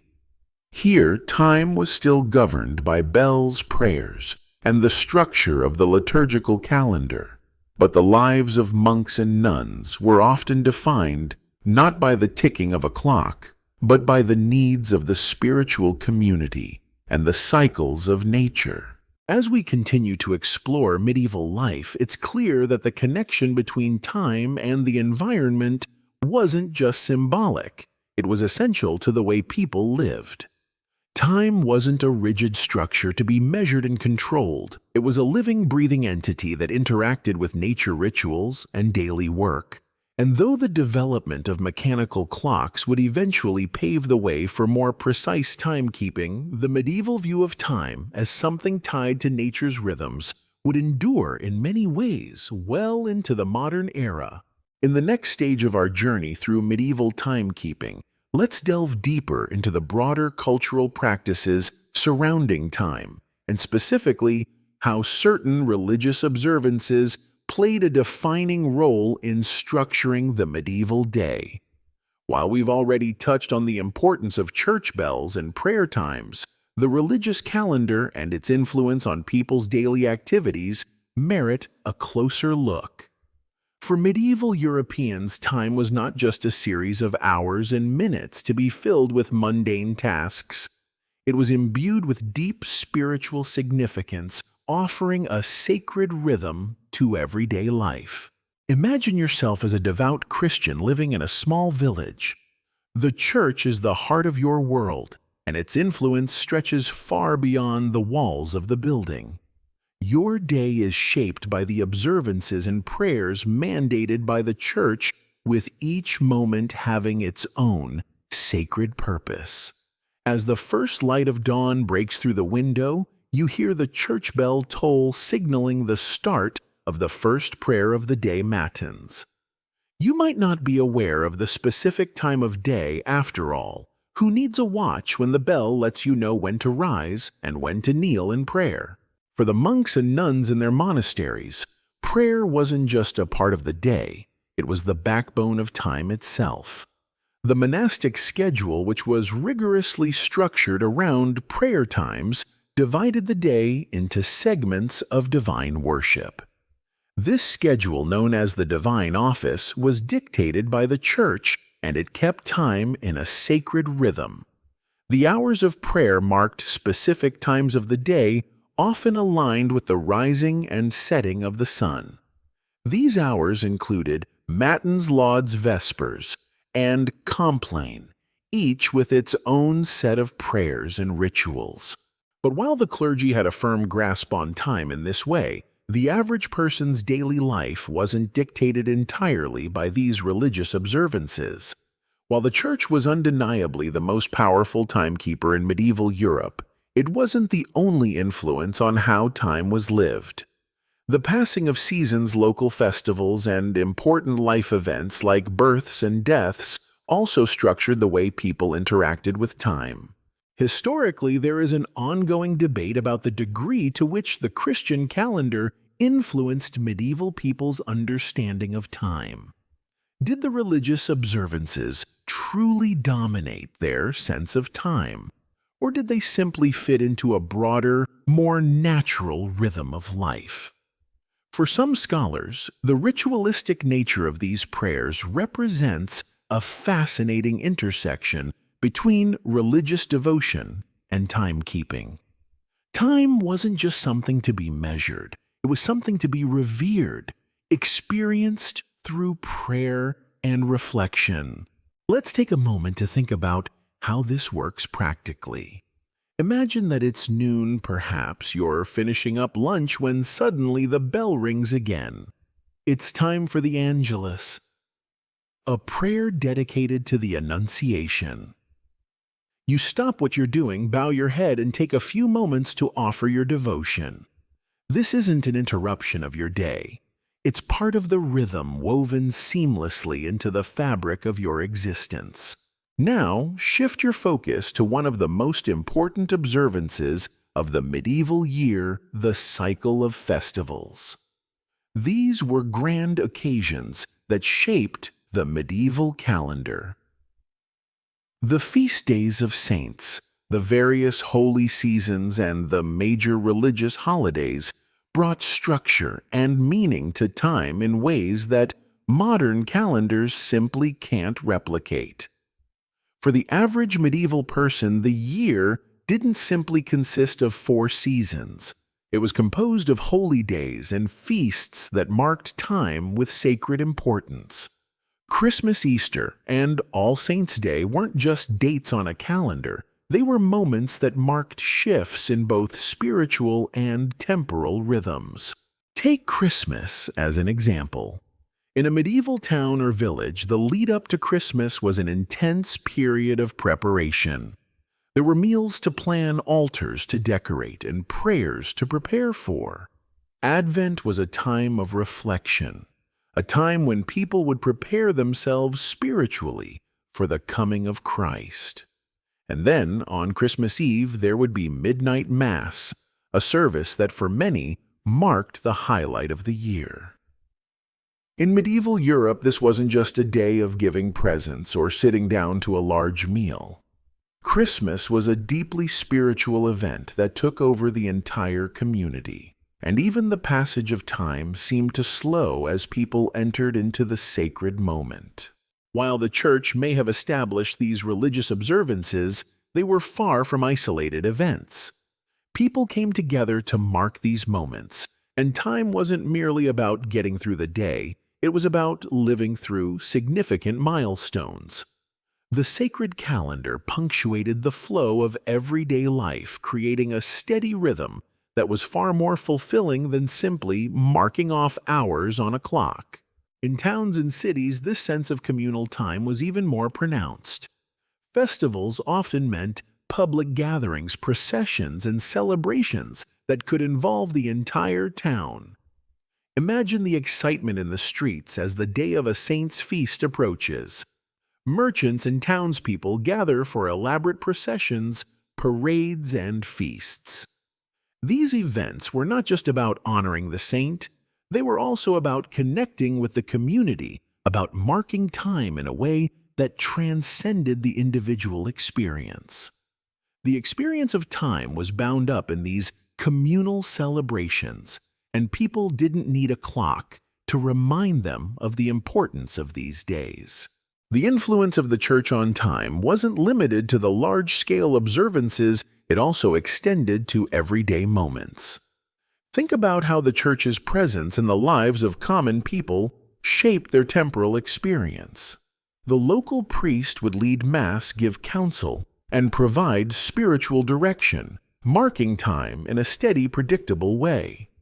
And yet there was still a level of flexibility, as not every person in medieval Europe adhered strictly to the rigid schedules imposed by the Church. Historians still argue about how much of the medieval calendar was shaped by necessity versus spiritual devotion. Were these religious observances simply an expression of the Church's power over people's lives, or were they a genuine means of creating a spiritual connection with time itself? Some historians point out that in the absence of modern timekeeping devices, these religious rituals provided a valuable structure for daily life, something to anchor the day to. Others suggest that the rigidity of the religious calendar may have been a form of control, a way for the Church to assert influence over the lives of ordinary people. Regardless of how we view the Church's influence today, one thing is clear. Time in the medieval world was deeply interwoven with spirituality. The sacred and the temporal were not separate realms. They were bound together, providing a structure that gave meaning to everyday life. Time wasn't merely something that passed in seconds and minutes. It was something to be lived through, marked by prayers, feasts, and the rhythms of sacred observance. As we continue our journey into the rhythms of medieval life, let's turn our attention to the more personal, intimate ways that people interacted with time. In an era where public clocks were rare and timekeeping largely relied on natural cues, people developed unique individualized methods to track the passage of the day. For many, their own bodies, along with the everyday events surrounding them, were the primary time indicators. The body's natural cycles, combined with a lifestyle deeply connected to the land, created an intimate relationship with time that modern society has largely forgotten. Picture yourself waking up before dawn, the air still cool and heavy with the quiet of the night. You rise from your bed feeling the wooden floor beneath your feet. There's no need for an alarm clock. The birds outside your window are the natural heralds of the day. Their songs, while not exact, give you a rough idea of when to begin your day. The rhythm of nature is your cue. It tells you when to sleep, when to wake, and when to begin the daily grind. In the medieval world, people were highly attuned to these natural cycles. The body's internal rhythms, hunger, thirst, fatigue, became time markers so deeply ingrained in daily life that they acted almost as a subconscious form of timekeeping. The need for food, for example, shaped the timing of meals. Breakfast, typically a light meal, was taken shortly after waking, while the main meal, usually eaten around midday, was often the largest. In the evening, there might be a light supper, and the evening prayer ritual marked the end of the day. The act of eating itself wasn't just about nourishment. It was a marker in the flow of time, a signal that the hours had passed. But timekeeping wasn't solely reliant on natural or bodily cues. The cycle of work itself dictated much of people's day. For peasants and artisans, the workday began with the rise of the sun, and was often ended by the setting of the sun.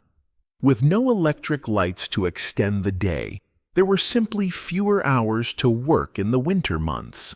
During these times, people relied heavily on the changing light to pace their activities. As dusk approached, they would naturally begin to wind down, knowing that there would be little to do by candlelight. In fact, for many medieval people, the fading light was both a literal and symbolic end to the day. The sun sinking behind the hills or disappearing beneath the horizon was a cue that the world was transitioning from the bustle of daytime activity into the calm and stillness of the night. As the sky grew darker, the village or town would settle into silence, except for the sounds of the occasional dog barking or a rooster crowing far in the distance. This natural ebb and flow of time was in contrast to the rigid, structured way we often view time today. In medieval Europe, time wasn't measured out in neat, predictable increments. The boundaries between night and day were blurry, and the hour was a fluid concept. People didn't rush to meet deadlines or count the minutes to the next event. Instead, they lived within the broader flow of time, moving with the seasons, with the light, and with their own internal rhythms. It wasn't a matter of minutes ticking away. It was about living in harmony with the natural order. Interestingly, this more organic view of time also had an impact on the way people rested. Sleep in particular was an area where medieval Europeans experienced time differently than we do today. It was common for people to sleep in two distinct shifts, a pattern known as biphasic sleep. They would fall asleep for a few hours, wake up in the middle of the night for an hour or so, and then go back to sleep again. During this waking period, people might pray, engage in light reading, or simply rest. This natural break in sleep, sometimes referred to as the first sleep and second sleep, was perfectly aligned with the rhythm of life before artificial light became widespread. Historians still debate whether this biphasic sleep cycle was a universal practice or if it was just common among certain groups such as rural villagers. Some argue that this pattern of sleep was more efficient, allowing for a natural break in the middle of the night. Others point to the growing influence of church bells and the advent of more standardized timekeeping as factors that gradually shifted people's sleep patterns to a more consolidated, modern style. Whether biphasic sleep was universal or not, it's clear that people in medieval Europe experienced time with a level of fluidity that modern life rarely allows. In addition to the natural cues of hunger, light, and bodily rhythms, people's work life also played a major role in their perception of time. For example, take the life of a blacksmith or a weaver. The rhythm of their workday wasn't measured by a clock but by the physical demands of the craft itself. The heat of the forge, the rhythmic strike of the hammer, or the movement of the loom determined the pace. The workday often began when light was available, and as the day waned, so did the energy to continue. In towns and villages, the sounds of various trades would often act as time indicators too. The blacksmith's hammer striking metal, the wheelwright's steady rhythm as they shaped wood, the baker pulling loaves from the oven. All of these sounds punctuated the day. And like the bells of the church, these sounds offered an unspoken, yet widely understood measure of time that people relied upon. Moreover, the sense of time wasn't always personal. In medieval villages, the collective rhythm of time was often influenced by communal activities. The harvest, for instance, was a shared event that brought everyone together, marking a clear moment in the year when all the members of the community worked in sync. Time wasn't just an individual experience, it was shared by all. Whether you were harvesting grain, working the fields, or participating in a local feast day, the day-to-day rhythm of time was something that bound people together. As we consider all of these factors, bodily rhythms, natural cycles, work patterns, and the collective rhythm of the community, it becomes clear that medieval timekeeping was not just about the measurement of hours and minutes. It was a more holistic experience, one where the passage of time was something felt in the body, the environment, and in the very fabric of social life. Time wasn't something to be counted down. It was something to be lived through slowly and in harmony with the world around you. Now let's take a step deeper into the spiritual and religious dimensions of medieval timekeeping.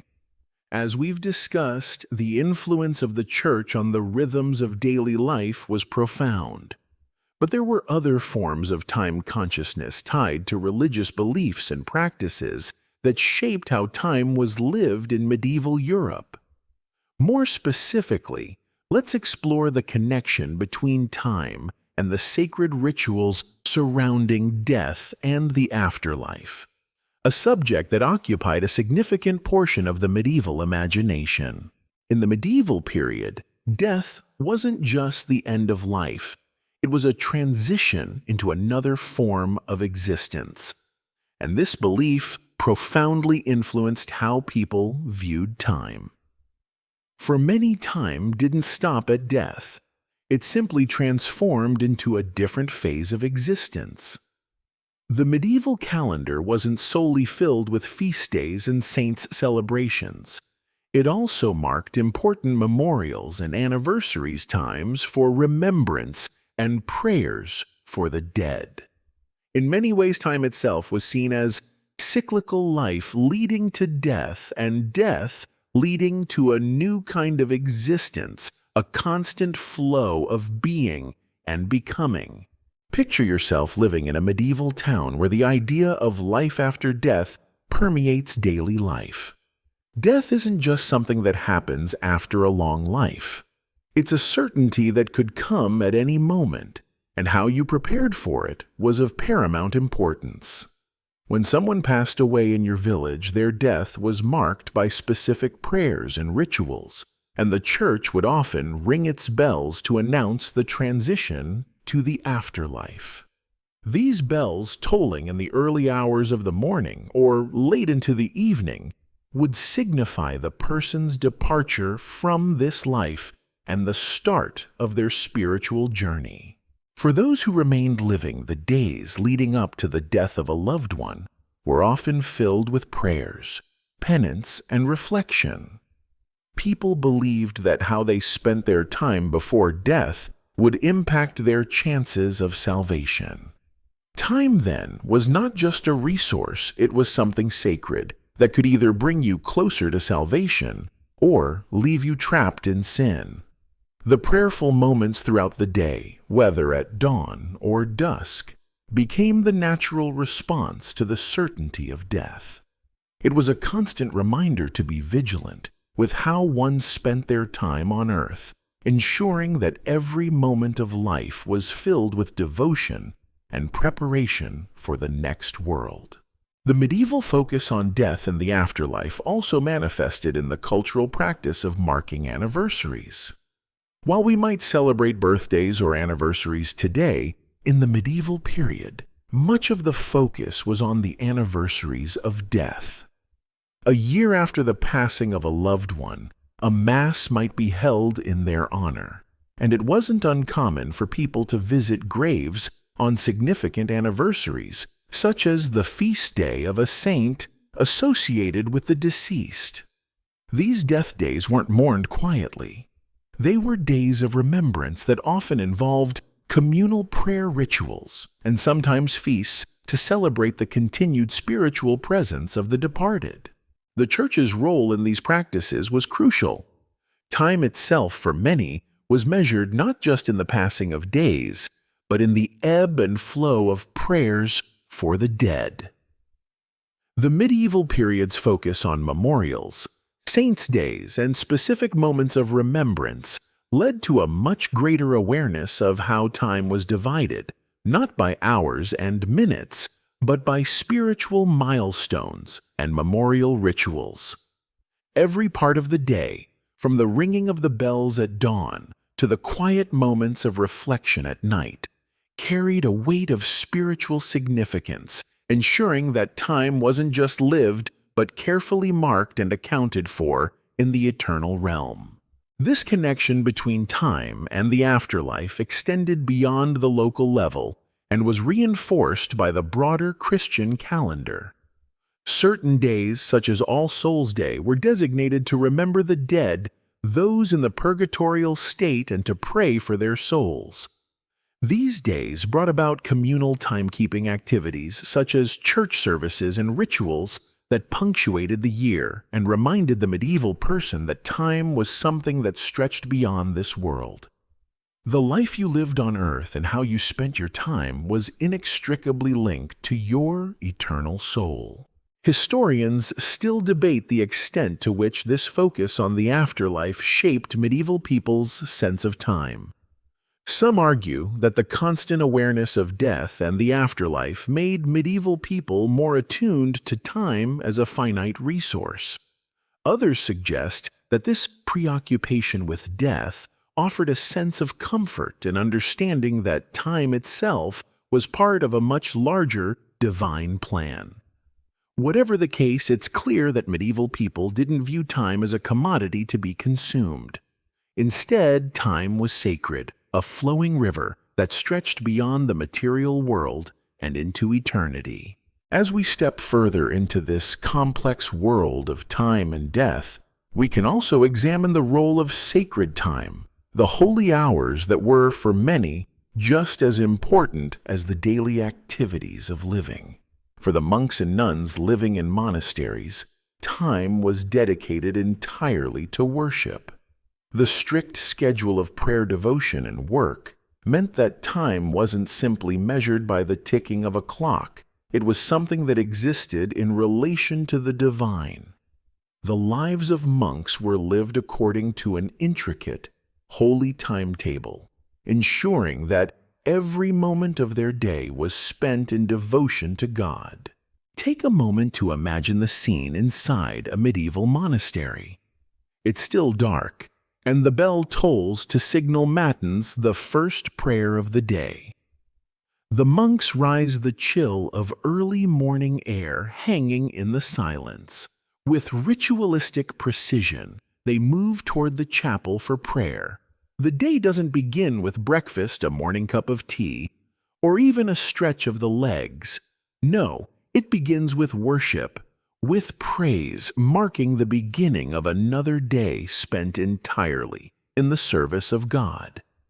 Every prayer, every meal, and every task they undertake is conducted with an awareness that time itself is a gift, one that they will use to honor the divine. As the monks complete their daily cycle, they begin to retreat into a rhythm that is not just personal, but part of a larger cosmic order. Their days blend seamlessly with the divine flow of time, each hour marked not by the passage of minutes, but by the sacred purpose of their task. And in doing so, they embody a type of timekeeping that modern society has largely forgotten.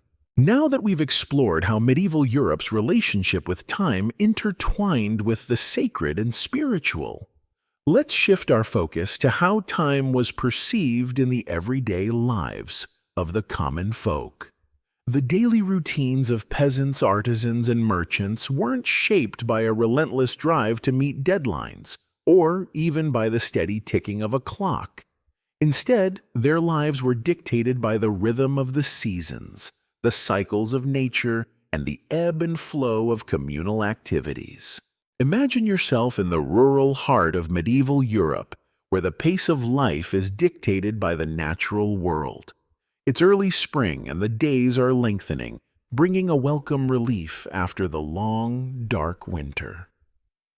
The first signs of life are appearing in the fields, new shoots of wheat, the promise of a fresh harvest. As a farmer, you don't need a calendar to tell you when it's time to plant. The warmth of the sun, the lengthening daylight, and the gradual thaw of the earth tell you all you need to know. In fact, for the rural population, much of life was built around these seasonal rhythms. Unlike modern life where we work according to fixed schedules, a medieval peasant's workday was largely shaped by the position of the sun and the agricultural calendar. The workday would start just as the sun was coming up and end when the sun began to set. There was no clock to signal the end of the day, but the fading light was a clear cue. People worked until they could no longer see, and then they rested, just as the earth itself rested at night. This seasonal rhythm tied to the land meant that there were distinct times of the year that were busier than others. The spring and summer months were filled with planting, weeding, and harvesting.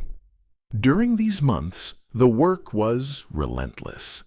The days were long, and every hour counted, for the success of the harvest could mean the difference between life and death.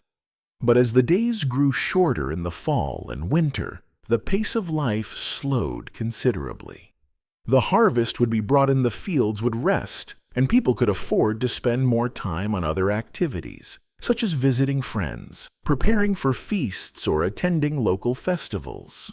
Interestingly, this seasonal cycle of work and rest was reflected in medieval architecture as well.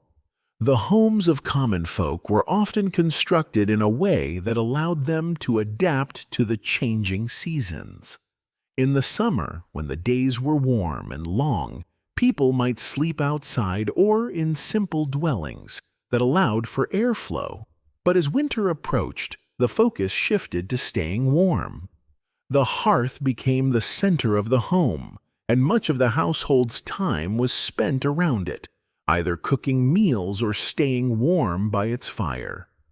These seasonal rhythms were so ingrained in everyday life that time wasn't just marked by hours, it was marked by the changing seasons and the need to adapt to them. But even beyond the rural context, this seasonal and natural flow of time shaped the lives of urban dwellers. In the bustling medieval market towns, merchants didn't operate based on exact opening hours. Instead, their day began when they felt it was time to open their stalls, often in alignment with the arrival of customers or the start of the market bell ringing. As a merchant, you didn't look at the clock. You waited for the sounds and sights of the day to tell you when it was time to begin your trade. There were also unique patterns that emerged within the urban environment. including the shift in activities based on the church calendar. Certain times of the year, such as harvest festivals, religious observances, or feast days, would dramatically change the rhythm of city life. During these times, market activity might shift from selling goods for daily needs to celebrating a religious or civic event. The rhythms of work and leisure became intertwined with the church's influence, offering a very different kind of time management than we know today. Historians still debate whether these natural rhythms of medieval life created a more relaxed, stress-free experience compared to modern life, or if the pressure to survive the harsh winters made this natural timekeeping even more fraught with tension. Some argue that there was a sort of peaceful surrender to the cycles of nature, where people worked in harmony with the seasons, while others suggest that the uncertainty of surviving from one season to the next created a quiet, constant stress that haunted medieval life. Regardless of how one views the experience of time in medieval Europe, it's clear that the perception of time was drastically different from today. In today's world, time is often a precious commodity, measured out by the minute and governed by the pressures of modern society. We live by the ticking of clocks, by schedules that impose structure on every aspect of our lives. In contrast, medieval Europeans lived in a world where time wasn't something that could be controlled. It was something that flowed with the natural world, deeply tied to the rhythm of the earth, the changing of the seasons, and the daily routines of work and rest. The medieval relationship with time also extended to moments of rest and recreation. While we may think of free time as a modern luxury, medieval people found ways to relax, even if it was in the simplest of ways. As we've seen, the church bells provided a natural structure to the day, but there were other leisure activities that punctuated the rhythm of life. Feasts, for example, were a central part of both rural and urban life. These communal meals weren't just about food, they were celebrations of life, a chance to pause from the hard work of the day and revel in the company of others. Whether it was a harvest feast, a wedding, or a religious observance, these moments provided a temporary break from the demands of daily labor, allowing people to experience time in a more leisurely way. In rural villages, however, leisure time was often much more sporadic and dependent on the seasons. During the winter months, when work slowed down, people would gather for storytelling, singing, and other forms of entertainment. This was a time for socializing, for exchanging news, and for passing on traditions. The harshness of winter meant that social bonds became stronger, and the days of long nights were often filled with shared experiences that were as important as the work done during the day. Ultimately, the way medieval people experienced time was far more intimate and intertwined with the natural world than it is for us today. Time wasn't something they could master or conquer. It was something they lived through, something that flowed in cycles and patterns that were as old as the land itself. In this world, time was not the ticking of a clock. It was the warmth of the sun on your back, the light of the moon as you prepared for sleep, and the changing of the seasons that told you when to work and when to rest. Now that we've seen how the natural world and the seasons shaped time in medieval Europe, let's explore how medieval people viewed the passage of time on a much more personal level. What happens when time becomes something that you not only live through, but also something you actively mark and measure? The answer lies in the development of personal timepieces, objects that help to make time more tangible in the lives of ordinary people long before the modern clocks we know today. Picture yourself in a small medieval town where the only timepiece you have is the sundial in the town square. The concept of hours is still somewhat fluid, but the sun's movement across the sky is a reliable way of marking the passage of time. You might have a rough idea of when it's noon based on the position of the sun. But what about all the moments in between? This is where early personal timekeeping objects come into play. For most people in medieval Europe, personal timepieces were either very rare or not in use at all. In fact, only a very small portion of the population had access to mechanical clocks, which were found in some churches or the homes of the wealthiest individuals. These early mechanical clocks were often massive with a loud bell that would ring to mark the hour, a sign that time was still moving, whether you were ready for it or not. But these clocks weren't exactly the sleek, silent devices we're familiar with today. They were loud, clunky, and very public, ringing out through the town to ensure that everyone heard that it was time to go to church or time to start work. However, outside of the monasteries or wealthy estates, people didn't have the luxury of checking the time whenever they wanted. Instead, they relied on external cues, like the sounds of the town bells or the rising and setting of the sun, to tell them when the day had reached certain milestones. The concept of working hours didn't exist in the way it does today. A peasant's day, for example, was dictated by the need to care for crops or animals, with little regard for the specific time on a clock. You worked until the work was done, or until the day's light had faded enough to signal the end of your tasks. For those who lived in towns or cities, things were a bit different. Merchants and artisans, for example, worked in the bustling marketplaces where time had a more defined place. But even then, their schedules were more about the ebb and flow of business than a strict adherence to the hour. Instead of counting minutes or hours on a clock, medieval townspeople relied on the sounds around them to mark time: the toll of the bells, the opening and closing of the market, the sounds of prayers from the church, and the communal rhythms of daily life. But while most people didn't have access to personal clocks, there were still some personal timepieces that could be used for more intimate tracking of time. The most common of these was the medieval watch. These small portable timepieces, often worn around the neck or kept in a pocket, were the precursors to modern wristwatches. The early watches, however, were much more rudimentary than what we think of today. They weren't accurate to the minute, but rather served as rough guides to the passage of time. Imagine wearing a watch on a cool autumn day, the weight of it gently swaying as you walk through the town. You might glance down at it during a lull in your daily tasks and see that it's just past noon, though it's not precise enough to tell you exactly when the hour falls.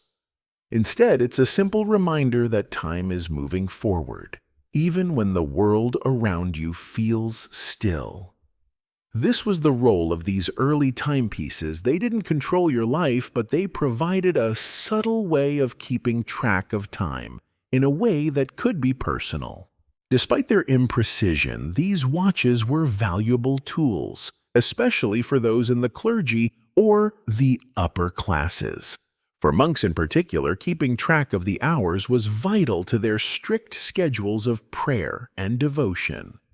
In a monastery, time wasn't just something you passed through, it was a framework for spiritual practice. The hours of the day were marked by prayers, each one signifying a different phase in the spiritual journey. A monk might use a small portable watch to ensure he was rising for matins at the appropriate time, or retreating for Compline as the day ended. In towns, these early watches were used similarly, although for practical reasons rather than spiritual ones.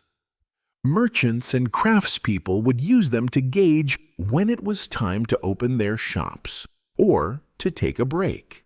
Though they weren't precise instruments by modern standards, These watches helped people in medieval cities to organize their days just a little bit more efficiently. The concept of personal timekeeping was slowly gaining ground, even if it wasn't fully developed. Still, even with these early personal timepieces, time was never the obsessive force that it is today. Clocks and watches were never designed to regiment the hours of the day in the way we do today. Rather, they offered a loose framework, something to guide the general flow of time, rather than dictate it. It was a much softer, gentler approach to the passage of time. Historians still debate whether the gradual rise of personal timepieces led to a more structured, regimented society, or whether it merely provided an added layer of personal awareness. Some argue that the introduction of clocks began to create an environment where time became more of a commodity, something that could be controlled and quantified. Others suggest that the watches were simply another tool for maintaining the natural rhythms of life, just as the sun and the seasons had done before them. Regardless of which interpretation is true, it's clear that these personal timepieces played an important role in the ongoing evolution of how we experience and measure time. In the end, the medieval approach to time was a far cry from the precision we expect today. While early clocks and watches gave people the ability to mark time, more specifically, the medieval mindset was still deeply tied to the natural world. Time wasn't something you could hold in your hand. It was something you lived through, something that flowed in accordance with the sun, the seasons, and the spiritual milestones that guided everyday life. The rise of personal timepieces merely reflected a growing awareness of time's importance and a subtle shift in how people thought about the passage of their own lives. As we've explored the lives of medieval people from the farming fields to the market squares, one question remains. How did they deal with the inevitable passage of time in a world that didn't yet understand it? The way we do today. Time for them wasn't an enemy. It wasn't something to be controlled or fought against. Instead, time was a companion, a constant flowing presence that reminded them of life's impermanence, its fleeting beauty, and the need to make the most of every moment. This gentle awareness of time's inevitable passage helped shape the unique medieval attitude toward death and the afterlife. In medieval Europe, death was not something that was feared or avoided as it often is today. Instead, it was a natural part of life's cycle, something to be embraced, even if it was feared in the abstract. People in this era didn't think of death in terms of the distant future. Rather, death was often viewed as just another event in life's timeline, a transition, not an end. In a world where life expectancy was much lower than it is today, death was a frequent companion, and it was dealt with in a very different way. Imagine for a moment that you're living in a small village in the early 14th century. You wake up each morning knowing that your life might be short, perhaps no more than 30 or 40 years. The harshness of the medieval world means that death could come at any time, whether from disease, famine, or war. There were no long retirements or lengthy years of leisure as we have today. Instead, the concept of old age was a rarity, and death could come swiftly without warning. Yet death in medieval Europe was not always seen with despair. It was an event that could be marked and prepared for, much like any other part of life. The Church played a crucial role in shaping how people thought about their inevitable end. With a strong focus on the afterlife, the medieval Church encouraged people to reflect on their mortality and prepare for their eternal journey. In fact, memento mori Latin for "remember you must die" became a central theme in medieval art and architecture. You might have seen the image of a skull, a symbol of mortality carved into the archway of a church, reminding everyone who passed beneath it that time was fleeting. But it wasn't just art that made death a constant companion. It was the very way people lived. In this world, the cycle of life and death was reflected in the rhythms of the calendar. Festivals, feasts, and religious observances were designed not only to celebrate life, but also to prepare for death. The church calendar was filled with saints' days, feast days, and holy observances that helped people reflect on their own mortality. Even marriages and births were seen as part of a larger divine plan that involved both life and death. People didn't live as if death were far off. They lived as though death could come at any moment, and that idea shaped how they experienced time. At the same time, this awareness of death also led to a deep sense of joy and gratitude for the present. When time is seen as precious and fleeting, every moment becomes more valuable. People in medieval Europe knew that they might not live to see the next harvest, and so they made the most of what they had. The feasts, the celebrations, and the communal activities were not just diversions from the hardships of daily life. They were a way of savoring the fleeting nature of time. Historians still argue about the role of the church in shaping medieval attitudes toward time and death. Some scholars contend that the church's constant reminders of mortality helped create a fatalistic culture where people accepted their fate with a sense of resignation.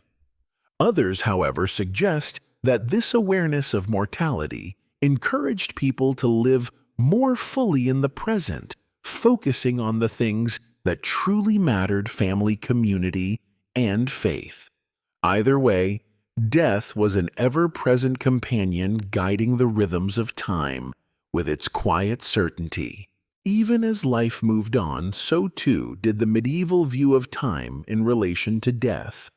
The idea of an afterlife with its promise of eternal rest helped to mitigate the harsh realities of medieval existence.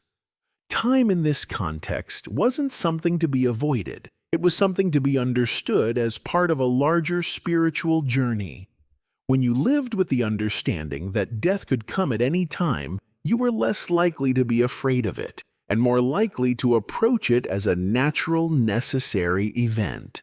This connection between lifetime and death was further emphasized by the presence of burial practices and tomb art. The dead were often buried in elaborate tombs which could be decorated with religious symbols, epitaphs, and even images of the deceased, reflecting the idea that life was precious even after it had ended. These tombs were not simply places of rest. They were reminders of the fleeting nature of life and the passage of time.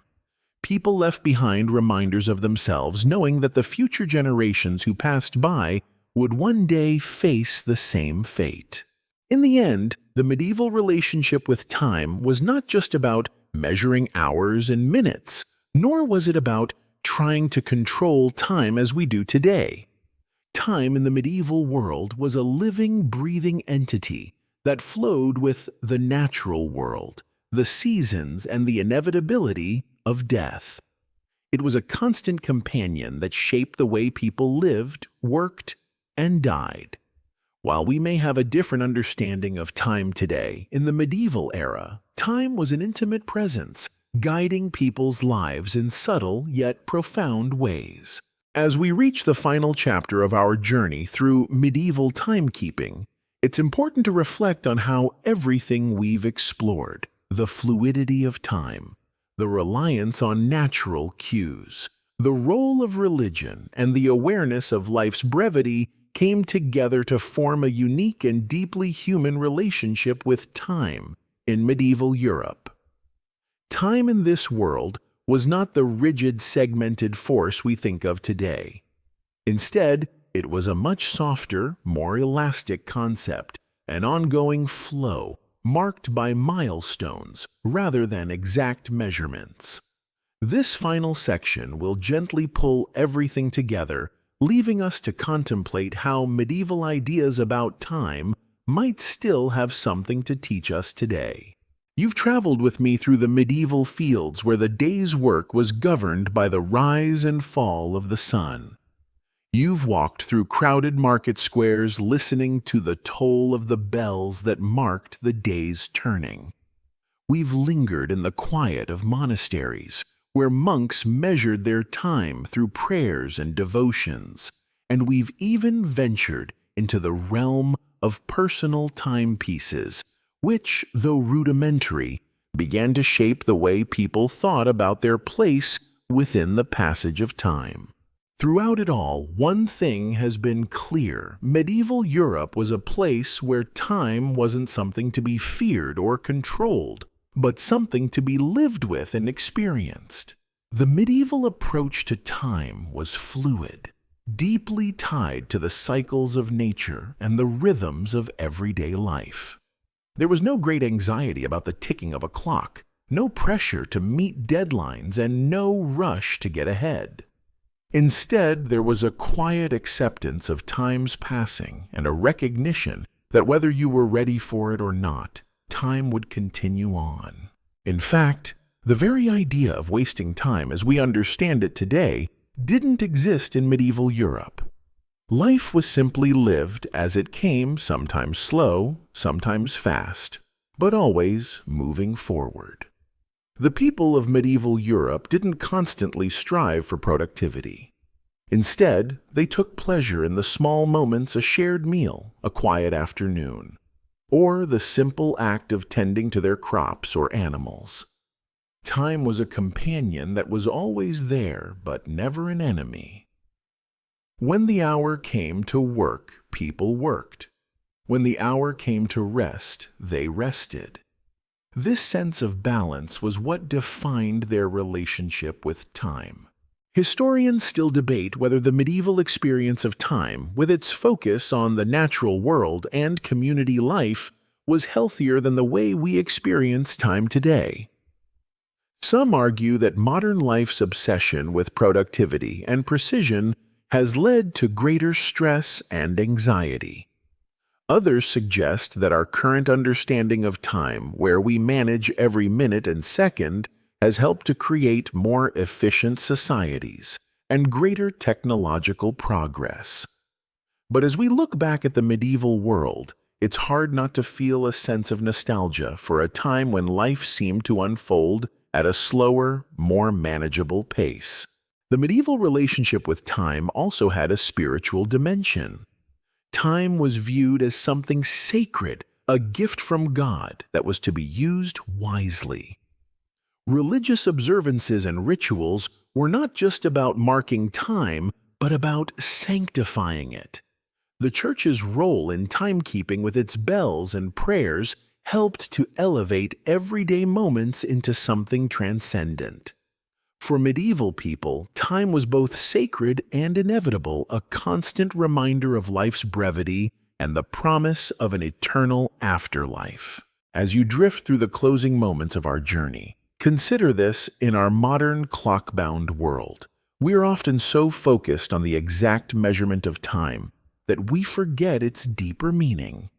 We check our phones for the time, glance at our wristwatches, and plan every minute of our day. Time for us is something to be controlled, managed, and even conquered. But in the medieval world, time was something to be experienced, something that flowed with the natural rhythms of the earth and the human spirit. Perhaps there's something we can learn from the medieval approach to time. Maybe, just maybe, we could find more peace in our lives if we let go of our obsession with the ticking clock and embraced time as a companion, an ever-present, gentle reminder that life, with all its imperfections and fleeting moments, is a precious gift. The medieval people didn't fear time's passage. They accepted it, lived with it, and found meaning in it, whether in the work of their hands or in the quiet of their prayers. And in doing so, they might have found a kind of peace that we, with all our modern distractions, sometimes struggle to achieve. So as we come to the end of our journey through the medieval world, I invite you to consider your own relationship with time. How do you experience it in your life? Is it a source of stress, a constant pressure to do more and be more?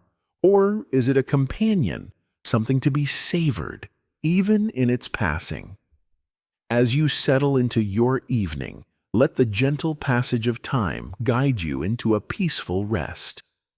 And perhaps, as you drift off to sleep, you'll find that time itself is not something to be conquered, but something to be embraced.